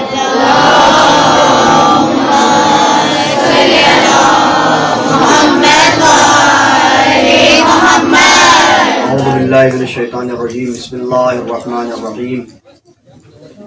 الحمد للہ والصلاة علی اہلہا. اما بعد فقد قال اللہ تبارک فی کتابہ الکریم وهو قول الصادقین. بسم اللہ الرحمن الرحیم. ان الدین عند اللہ الاسلام. بہت مختصر سے وقت میں 2-4 باتیں آپ خواتین کے گزار کرنا ہے. پروردگار عالم نے قرآن مجید میں ارشاد فرمایا کہ میری نگاہ میں جو پسندیدہ دین ہے وہ دین اسلام ہے. دین اسلام نام ہے عقیدے اور عمل کے مجموعے کا. اور ہمارے ہاں بچپن سے ہم کو یہ چیزیں یاد کرائی جاتی ہیں کہ اصول دین کیا ہیں اور فروع دین کیا ہیں. اصول دین عقیدے کو کہا جاتا ہے، فروع دین عمل کو کہا جاتا ہے. عقیدہ یعنی یہ ماننا کہ خدا بند عالم ہے، اگر ہے تو کتنے ہیں، خدا ہے تو عادل ہے یا غیر عادل ہے، اس نے اپنی بات ہمارے تک किन ज़राए से पहुँचाई है जिनको नबूवत कहा जाता है, फिर उसकी हिफाजत का क्या इंतज़ाम रखा जिसको इमामत कहा जाता है, और फिर आखिर में हमको इस दुनिया में भेजा तो किस मकसद के तहत भेजा। क्या हम अपनी ज़िंदगी यूँ आज़ाद जिएँ और चले जाएं, या हमारे ज़िंदगी जीने के बाद हमसे सवाल और जवाब किए जाएंगे। इस पर भी अक़ीदा रखना जिसको क़यामत कहा जाता है। हमारे यहाँ बहुत से ऐसे अक़ायद हैं अजीज़ों जिनको हमारे फर्श अज़ा के ज़रिए से हमारे अक़ीदों उन बातों को हमारे दिलों तक पहुँचा दिया गया है, और इस तरीके से हमने उस पर यकीन कर लिया है कि अब हम उससे एक लम्हे के लिए भी दूरी बनाना नहीं चाहते। आप लोगों ने काफ़ी देर से बातें सुनी हैं और तकरीबन वो बातें जो खराफात के उन्वान से ज़िक्र की जा सकती थी ज़िक्र हो चुकी हैं। लिहाजा एक दो पहलू की तरफ सिर्फ इशारा करके बात को आगे निकलना है कि हमारे अक़ीदे में मिसाल के तौर पर ये साबित है कि हम अहले बैत से शफाअत पाएंगे, ये हमारा अक़ीदा है। इससे कोई परहेज़ भी नहीं है, और ये हकीकत भी है कि इंशाअल्लाह जब वो वक्त आएगा कि हमारे नामे अमाल हमारे हाथों में दिए जाएंगे तो हम इस उम्मीद के तहत अहले बैत की तरफ देखेंगे कि वो हमारी शफाअत करें। लेकिन इस अक़ीदा शफाअत में हमने खुराफात को इस तरीके से बढ़ा दिया कि हमने इस शफाअत का गलत इस्तेमाल और इस शफाअत को गलत तरीके से समझना शुरू कर दिया। ये अक़ीदा शफाअत हमको इस चीज़ की इजाज़त नहीं देता कि हम अहले बैत की शफाअत के नाम पर गुनाहों को आम कर दें जो खुराफात की सूरत में हमारे दरमियान मौजूद हैं। ऐसी बेजा रस्में हमारे यहाँ अहले बैत के इस उन्वान से कि हमारे लिए अहले बैत हैं वो हमारी माफ़ी करा देंगे, हम और आप इन खुराफात को अंजाम देते हैं। ख़ास तौर से ये अय्याम अज़ा जब हमारे दरमियान आते हैं तो मजालिसों में उन चीज़ों को हम देखते हैं कि किस तरह से अहले बैत की अक़ीदत में हम और आप कुछ गलत रस्मों को अंजाम दे रहे हैं, और वो रस्में जो ख़त्म हो जानी चाहिए, जिनकी तरफ बारहा मुतवज्जे किया जाता है, लेकिन उसके बावजूद वो रस्में अंजाम पाती रहती हैं। ये हमको इस चीज़ की इजाज़त नहीं देती। या दूसरा पहलू, शादियों में जैसे हम और आप अपनी ख़ानदानी रस्म व रवाज को ज़िंदा रखते हुए उन चीज़ों को अंजाम देते हैं जो अंजाम नहीं दी जानी चाहिए। या समाजी हवाले से हम और आप ये सोचते हैं कि अगर हमने इस तरीके से शादी नहीं किया या शादी के इंतज़ामात नहीं किए तो फिर हम समाज की निगाह में अपने रुतबे को कम कर देंगे। मिसाल के तौर पर हुक्म इस्लाम यह है कि शादियों को आसान से आसान बनाया जाए। आसान बनाने का तरीका यह है कि शादियों के अखराजात को कम कर दिया जाए। उसका तरीका यह है कि शादियां कम अफराद पर मुश्तमिल हो। ज़्यादा कोशिश ये की जाए कि शादियां मतलब अक़द निकाह मस्जिदों में कर दिए जाएं। लेकिन आजकल अगर हमने मैरिज हॉल नहीं लिया तो फिर हमारे समाज में स्टेटस गिर जाएगा। लोग हमें गिरी हुई निगाह से या हमें गरीब और फ़कीर की निगाह से देखेंगे। अब जब हम मैरिज हॉल लेते हैं तो फिर वहाँ के हालात खुदा शाहिद है। तो बड़ा मशहूर एक टीवी एंकर का एक वाक़या जो उस पे है भी फेसबुक वगैरह पे कि किसी ने जाकर मौला अब्बास अलैहिस्सलाम के रोज़े में अपनी शादी का कार्ड डाल दिया कि मौला तशरीफ़ लाइएगा। उसके शौहर ने आगे पूछा, जरा वो उस अकीदे के नहीं थे, उन्होंने कहा भाई चलिए तबर्रुकन डाला जाता है हम डाल दें। उसने डाल दिया। फिर उसके शौहर ने 3-4 दिन बाद मिज़ाहन उससे पूछा कि क्या तुम्हारे वो खास शख्स आए थे जिनके लिए तुमने जाके रोज़े में कार्ड डाला था? तो उन्होंने कहा कि पता नहीं, मुझे नज़र तो नहीं आया, क्या पता आए हों, क्योंकि वो नूरानी शख्सियतों में से हैं।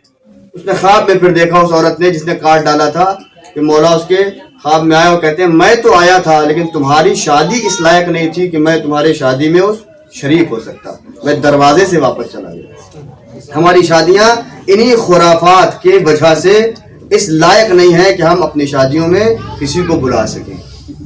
इसी तरीके से عقیدہ ہمارا یہ ہے کہ اہل بیت کا ذکر ہم کو ثواب دلاتا ہے. ذکر علی عبادہ، علی کا ذکر عبادت ہے. ہم اہل بیت کا ذکر کرتے ہیں تو یہ ثواب دلاتا ہے. اب یہ اہل بیت کا ذکر چاہے ممبر کے ذریعے سے ہو، چاہے وہ شعر و شاعری اور محفلوں یا قصیدہ خوانی کے ذریعے سے ہو، یہ بالکل ثواب دلاتا ہے. لیکن اس میں خرافات کو اب بڑھاوا دیا جا رہا ہے کہ اہل بیت کا ذکر کرتے کرتے حرام افعال کو اس میں جوڑا جا رہا ہے. کیونکہ ماں بہنوں کا مجمع ہے، لہذا اس بات کی طرف توجہ دلانا ضروری ہے. بس اس کے ساتھ میں اپنی بات کو تمام کروں گا. عقیدہ ہمارا بالکل صحیح ہے کہ ہم اہل بیت سے منسلک ہیں تو ہم قول پیغمبر سے منسلک ہیں، چونکہ پیغمبر نے کہا ہے کہ ہم تمہارے درمیان دو چیزیں چھوڑ کر جا رہے ہیں، ایک قرآن اور ایک اپنے اہل بیت. ان دونوں کا دامن تم کو پکڑنا ہے، کسی ایک کے دامن کو پکڑنے کا حکم نہیں ہے، دونوں کا دامن پکڑنا ہے. جس طرح سے قرآن کی تلاوت ثواب دلائے گی ویسے ہی اہل بیت کا ذکر ثواب دلائے گا. لیکن اب اہل بیت کے ذکر کے ساتھ کیا ہو رہا ہے کہ ہماری کچھ ماں بہنیں اس اہل بیت کا ذکر سوشل میڈیا پہ کر رہی ہیں. اس ذکر میں کوئی قواعد نہیں ہے، ذکر ثواب کے لیے ہے، لیکن اس کے ساتھ حکم اسلام، حکم شریعت یہ ہے کہ ایک عورت کا اپنی آواز کو باریک کر کے نامحرموں کے کان تک پہنچانا حرام ہے. لیکن وہ اس نقطے کی طرف متوجہ ہی نہیں ہے، اس بات کی طرف توجہ نہیں کر رہی ہے وہ خاتون، وہ ماں بہن ہماری، کہ ہم اس عمل کو بھی انجام دے رہے ہیں. وہ اس نے کلپ بنایا، کہیں بیٹھ کے پڑھا، ریکارڈنگ کرائی اور سوشل میڈیا پہ ڈال دی. وہ فیس بک پہ گئی، اب کون سن رہا ہے کون نہیں سن رہا ہے اس کو توجہ بھی نہیں اس چیز کی طرف، لیکن انجام میں ہی صحیح یہ ایک عمل حرام عمل ہو رہا ہے. بسا اوقات وہی ماں بہنیں جو اہل بیت کا ذکر کر رہی ہیں وہ ان حال میں کر رہی ہیں، ان اعضاء کو دکھاتے ہوئے کر رہی ہیں زینت کے ساتھ، جن اعضاء کا دکھانا زینت کے ساتھ سوائے محرم کے کسی کے لیے جائز نہیں. اگرچہ یہ چہرہ آپ کھول سکتی ہیں، چہرہ آپ دکھا سکتی ہیں، لیکن اگر چہرے پر آثار وہ موجود ہے جن کو زینت کہا جاتا ہے تو وہی چہرہ اب آپ کا کسی بھی نامحرم کو دکھانا جائز نہیں. لیکن ہے میک اپ کے ساتھ، ہاتھوں میں مہندی لگی ہے، بالکل اتنا حصہ آپ کھول سکتے ہیں، جائز ہے یہ حصہ کھولنا. لیکن اگر اس پہ مہندی لگی ہے، نیل پالش لگی ہے، تو یہ عقیدہ ہمارا یہ ہے کہ ہم ذکر اہل بیت کر رہے ہیں اور یہ ہمیں ثواب دلائے گا. لیکن اس عقیدے کے ساتھ ایک خرافات ہمارے ایڈ ہو گئی کہ ہم نے اس میں ان چیزوں کو بھی نامحرموں تک پہنچایا جو چیزیں جن کا دکھانا نامحرموں کو حرام تھا.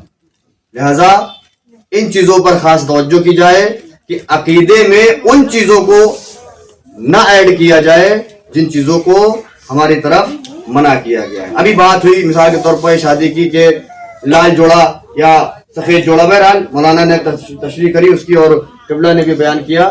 تو یہ آیا کہاں سے ہمارے یہاں؟ یہ ہندوستان، چونکہ ہندوستان میں اسلام تو نہیں آیا تھا، رسول اللہ اسلام لے کر مکے میں آیا عربی سرزمین پر، اور جو چیز وہاں رائج تھی اور مخالف اسلام نہیں تھی وہ رسول اللہ نے ایکسپٹ کر لی، تو بالکل ان کو انجام دیا ہے، کوئی حرج نہیں ہے. وہاں سفید لباس رائج تھا شادی کے وقت، وہاں رائج رہا. لیکن جب یہاں اسلام آیا ہندوستان کی سرزمین پہ تو یہاں لال لباس شادیوں میں رائج تھا، ہم نے وہ لال لباس لے لیا. اسی لال لباس کے ساتھ ہم نے نہ جانے کتنی خرافات لے لی. مہندی لے لیا، مہندی کا کوئی تصور اسلام میں نہیں ہے. رات بھر کا وہ جگہ لے لیا، اس کا کوئی تصور اسلام میں نہیں ہے. لیکن جس چیز کا تصور اسلام نے دیا ہے اس کو چھوڑ دیا ہم نے. بس میں بات کو سمیٹ دوں، وقت نہیں ہے. جس چیز کا تصور اسلام نے دیا ہے اور کر کے بتایا ہے کہ اگر ہماری محبت میں جی رہے ہو تو ہماری زندگی کو اختیار کرو، اور بی بی نے کر کے دکھایا. شادی کی صبح پہلی صبح ہے جناب سیدہ کی اس گھر میں، ابھی صبح میں آنکھ کھلی ہے، دروازے پر فقیر آ گیا، کچھ مل جائے تو دے دیجئے اپنی زندگی کے لیے، کچھ آپ سے مطالبہ کرتے ہیں. بی بی نے وہ جوڑا اٹھا کر دے دیا جو آپ کو شادی کا جوڑا دیا گیا تھا. یہ ہم کو سیرت دی جا رہی بی بی کی طرف سے. لیکن ہمارے یہاں کیا ہے، شادی ہو گئی تو اب اس جوڑے کو ایسا لپیٹ کے پنی میں پیک کر کے 7ویں صندوق کے اندر رکھا جائے کہ جب بیٹی کی شادی ہوگی تب وہ نکل کے باہر آئے. ہمارے یہاں ہم اہل بیت ہم کو سیرت دے رہے ہیں، ہمارے لیے عقیدہ سازی ہو رہی ہے کہ اپنی سب سے اہم چیز بھی اگر راہ خدا میں دینی ہو تو دے دو. لیکن ہمارے عقیدے میں یہ چیز جو ہے اس میں خرافات یہ ایڈ کیے گئے کہ اگر شادی کا جوڑا اٹھا کے دے دیا تو یہ منحوسیت ہو جائے گی، خدا نخواستہ کوئی برا عمل ایسا کہ ہم نے انجام دے دیا ہے. تو یہ وہ چیزیں ہیں کہ جس سے ہمیں دوری اختیار کرنی چاہیے. بہرحال موضوع تو بہت وسیع ہے اور آپ لوگوں نے بہت سی باتیں سنی ہیں، اس سے زیادہ سنانا مقصود بھی نہیں ہے، کیونکہ آج یہاں بیٹھ کے سنتے سنتے احساس ہوا کہ سننا کتنا سخت ہے. لہذا اپنی بات کو تمام کرتے ہیں. الحمدللہ ہے اور صلوات بجبر محمد و آل محمد.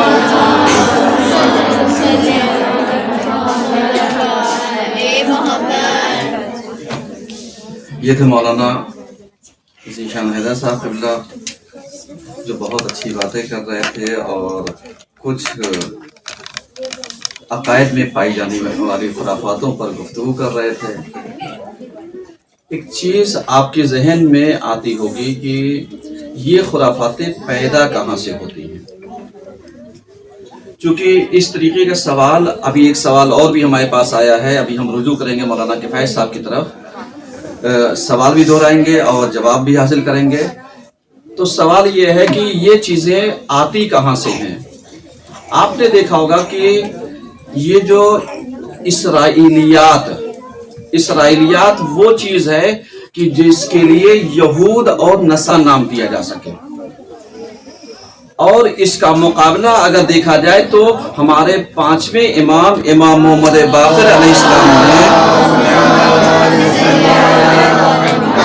یعنی اس کا کیا تھا. کس طریقے سے کہ کعبے کے سامنے امام بیٹھے تھے اور امام نے ایک بات عرض کی کہ صاحب کعبے کے پاس بیٹھنا اور کعبے پر نظر کرنا عبادت ہے. اسی موقع پر ایک شخص آیا، عاصم بن عمر، اور آنے کے بعد کہتا ہے کہ کعب الاحبار کہتا ہے کہ ان الکعبۃ تسجد بیت المقدس فی کل غدات. یعنی کیا مطلب؟ یعنی کعبہ ہر روز صبح جو ہے وہ بیت المقدس کی طرف سجدہ کرتا ہے. یعنی اس نے اس نظریے کے ذریعے لوگوں کے اذہان کو کعبے سے موڑنا چاہا بیت المقدس کی طرف، جبکہ حقیقت یہ تھی کہ اسلام نے کیا کیا تھا؟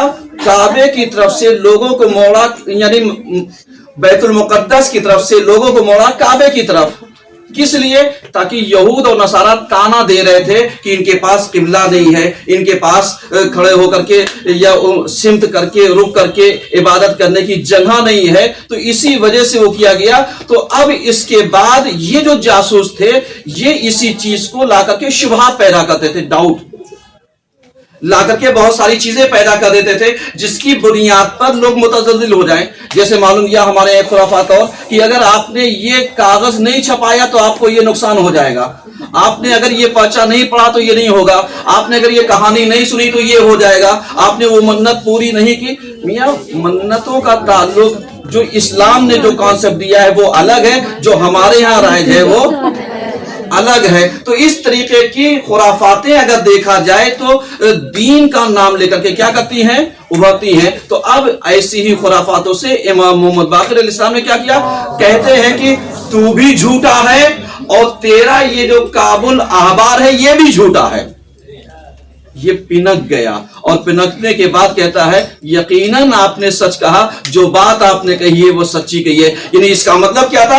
اس کا مطلب یہ تھا کہ جہاں پر خرافاتیں پیدا ہوں وہیں پر اس خرافات کا جواب ملنا چاہیے، تاکہ جو خرافات پیدا کر رہا ہے وہ اس کو آخرکار سامنے والے کی بات کو تسلیم کرنا ہی پڑے گا. تو آئیے جو سوال تھا وہ یہی تھا کہ مولا کائنات، میں دوہرا دیتا ہوں، مولا کائنات جب دربار، یعنی سوال یہ تھا کہ بی بی زہرا جب دربار میں گئی تھی تو مولا کائنات ان کے ساتھ کیوں نہیں گئے تھے؟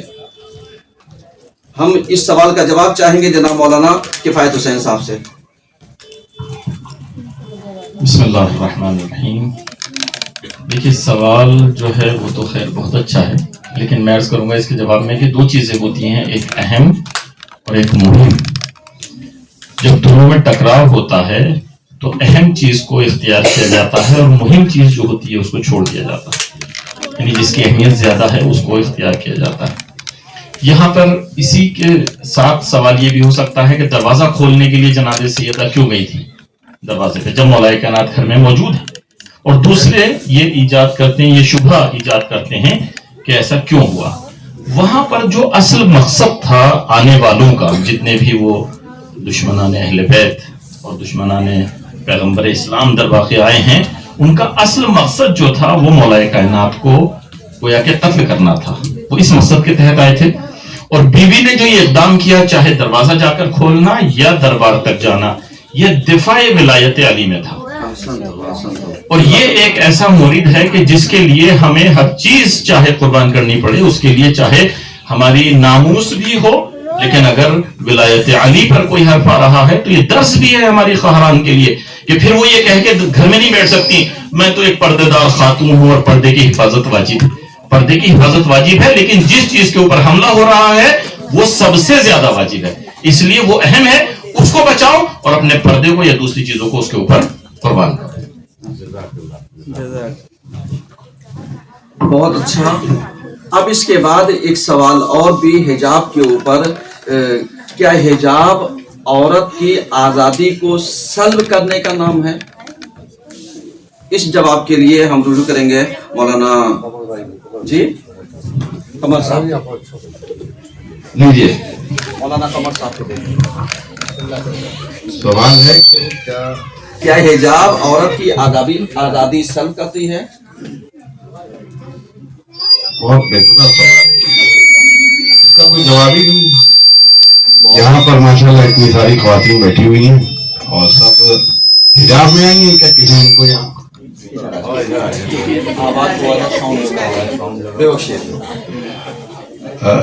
माशाल्लाह यहाँ पर इतनी सारी ख्वातीन आई हुई हैं और सब हिजाब में हैं। अगर इनकी आज़ादी सल्ब होती हिजाब से तो यहाँ ना बैठी होती हैं। कहते हैं कि अदिल दलील अला सबूत शहीन हुकूक, कि किसी भी चीज को साबित करने के लिए उसका वाक़े हो जाना, ये उसकी सबसे बड़ी दलील होती है। आपका यहाँ पर बैठना हिजाब के साथ ये बताता है कि आपकी आज़ादी सल्ब नहीं हुई है। या किसी भी जगह पर चाहे वो आप जॉब कर रही हो, चाहे वो आप पढ़ा रही हो, चाहे वो अपने ताल्लुकात निभाने कहीं जा रही है, रिश्तेदारी में कहीं जा रही है, कहीं पर भी हिजाब किसी तरीके से आज़ादी को सल्ब कर ही नहीं रहा। ये तो जिन लोगों को हिजाब नहीं करना है या जो हिजाब के दुश्मन है, उन्होंने एक इश्काल उठा दिया कि अगर आप हिजाब पहन लेंगे, बाया पहन लेंगे, चलेंगे कैसे, निकाब पहन लेंगे, चलेंगे कैसे, और आपको जो है कैद में रखा जा रहा है। ये सिर्फ और सिर्फ खुराफाती है दुश्मनों की तरफ से। हमारी तरफ से तो ये आज़ादी है, दुश्मनों की तरफ से खुराफाती है। बहुत बढ़िया। ये जवाब था मौलाना कमर अब्बास साहब का। अब यानी क्या हिजाब औरत की आज़ादी सल्ब करती है? चूंकि हमारे यहाँ का प्रोग्राम लाइव टेलीकास्ट हो रहा है और हुसैनी अज़ादार प्रोडक्शन और हुसैनी पैगाम 2 चैनलों से ये जा रहा है। चूंकि कभी कभी ऐसा होता है कि जो सवालात इंसान के जहनों में आते हैं वो ज़रूरी नहीं कि हमारे मौजूदा या हमारी निगाहों के सामने जो चीज़ हो सकता है एक अदर का जवाब हो जो उसको एक माकूल तरीके से जवाब मिलना चाहिए। तो अगर इस बात को मुकम्मल किया जा सकता है तो इस तरीके से कि इस्लाम ने माशरे के मसाले की बुनियाद पर, यानी जो पाबंदियां आयद की हैं, इसमें हमारी भलाई है, इसमें हमारे लिए भलाई रखी गई है। क्यों? इसलिए कि अगर भलाई ना होती तो इस्लाम कभी भी हिजाब करने की इजाजत ना देता, क्योंकि हिजाब इसीलिए है ताकि हम महफूज रहे, हमें प्रोटेक्शन मिले, हम प्रोटेक्ट रहें। क्योंकि जब हम एक मोबाइल लेते हैं, कोई एक कीमती अशिया लेते हैं तो उसको कवर में रखते हैं, तो इस्लाम ने सबसे बेहतरीन इज्जत एक औरत को दी है कि जिसमें कहा गया कि अलमरतो का रेहाना, एक औरत रेहाना के मानिंद होती है। क्यों? इसलिए कि जब ये रेहाना है तो इसके साथ सख्ती ना करो और इसके साथ वो उन सख्ती से पेश ना आओ।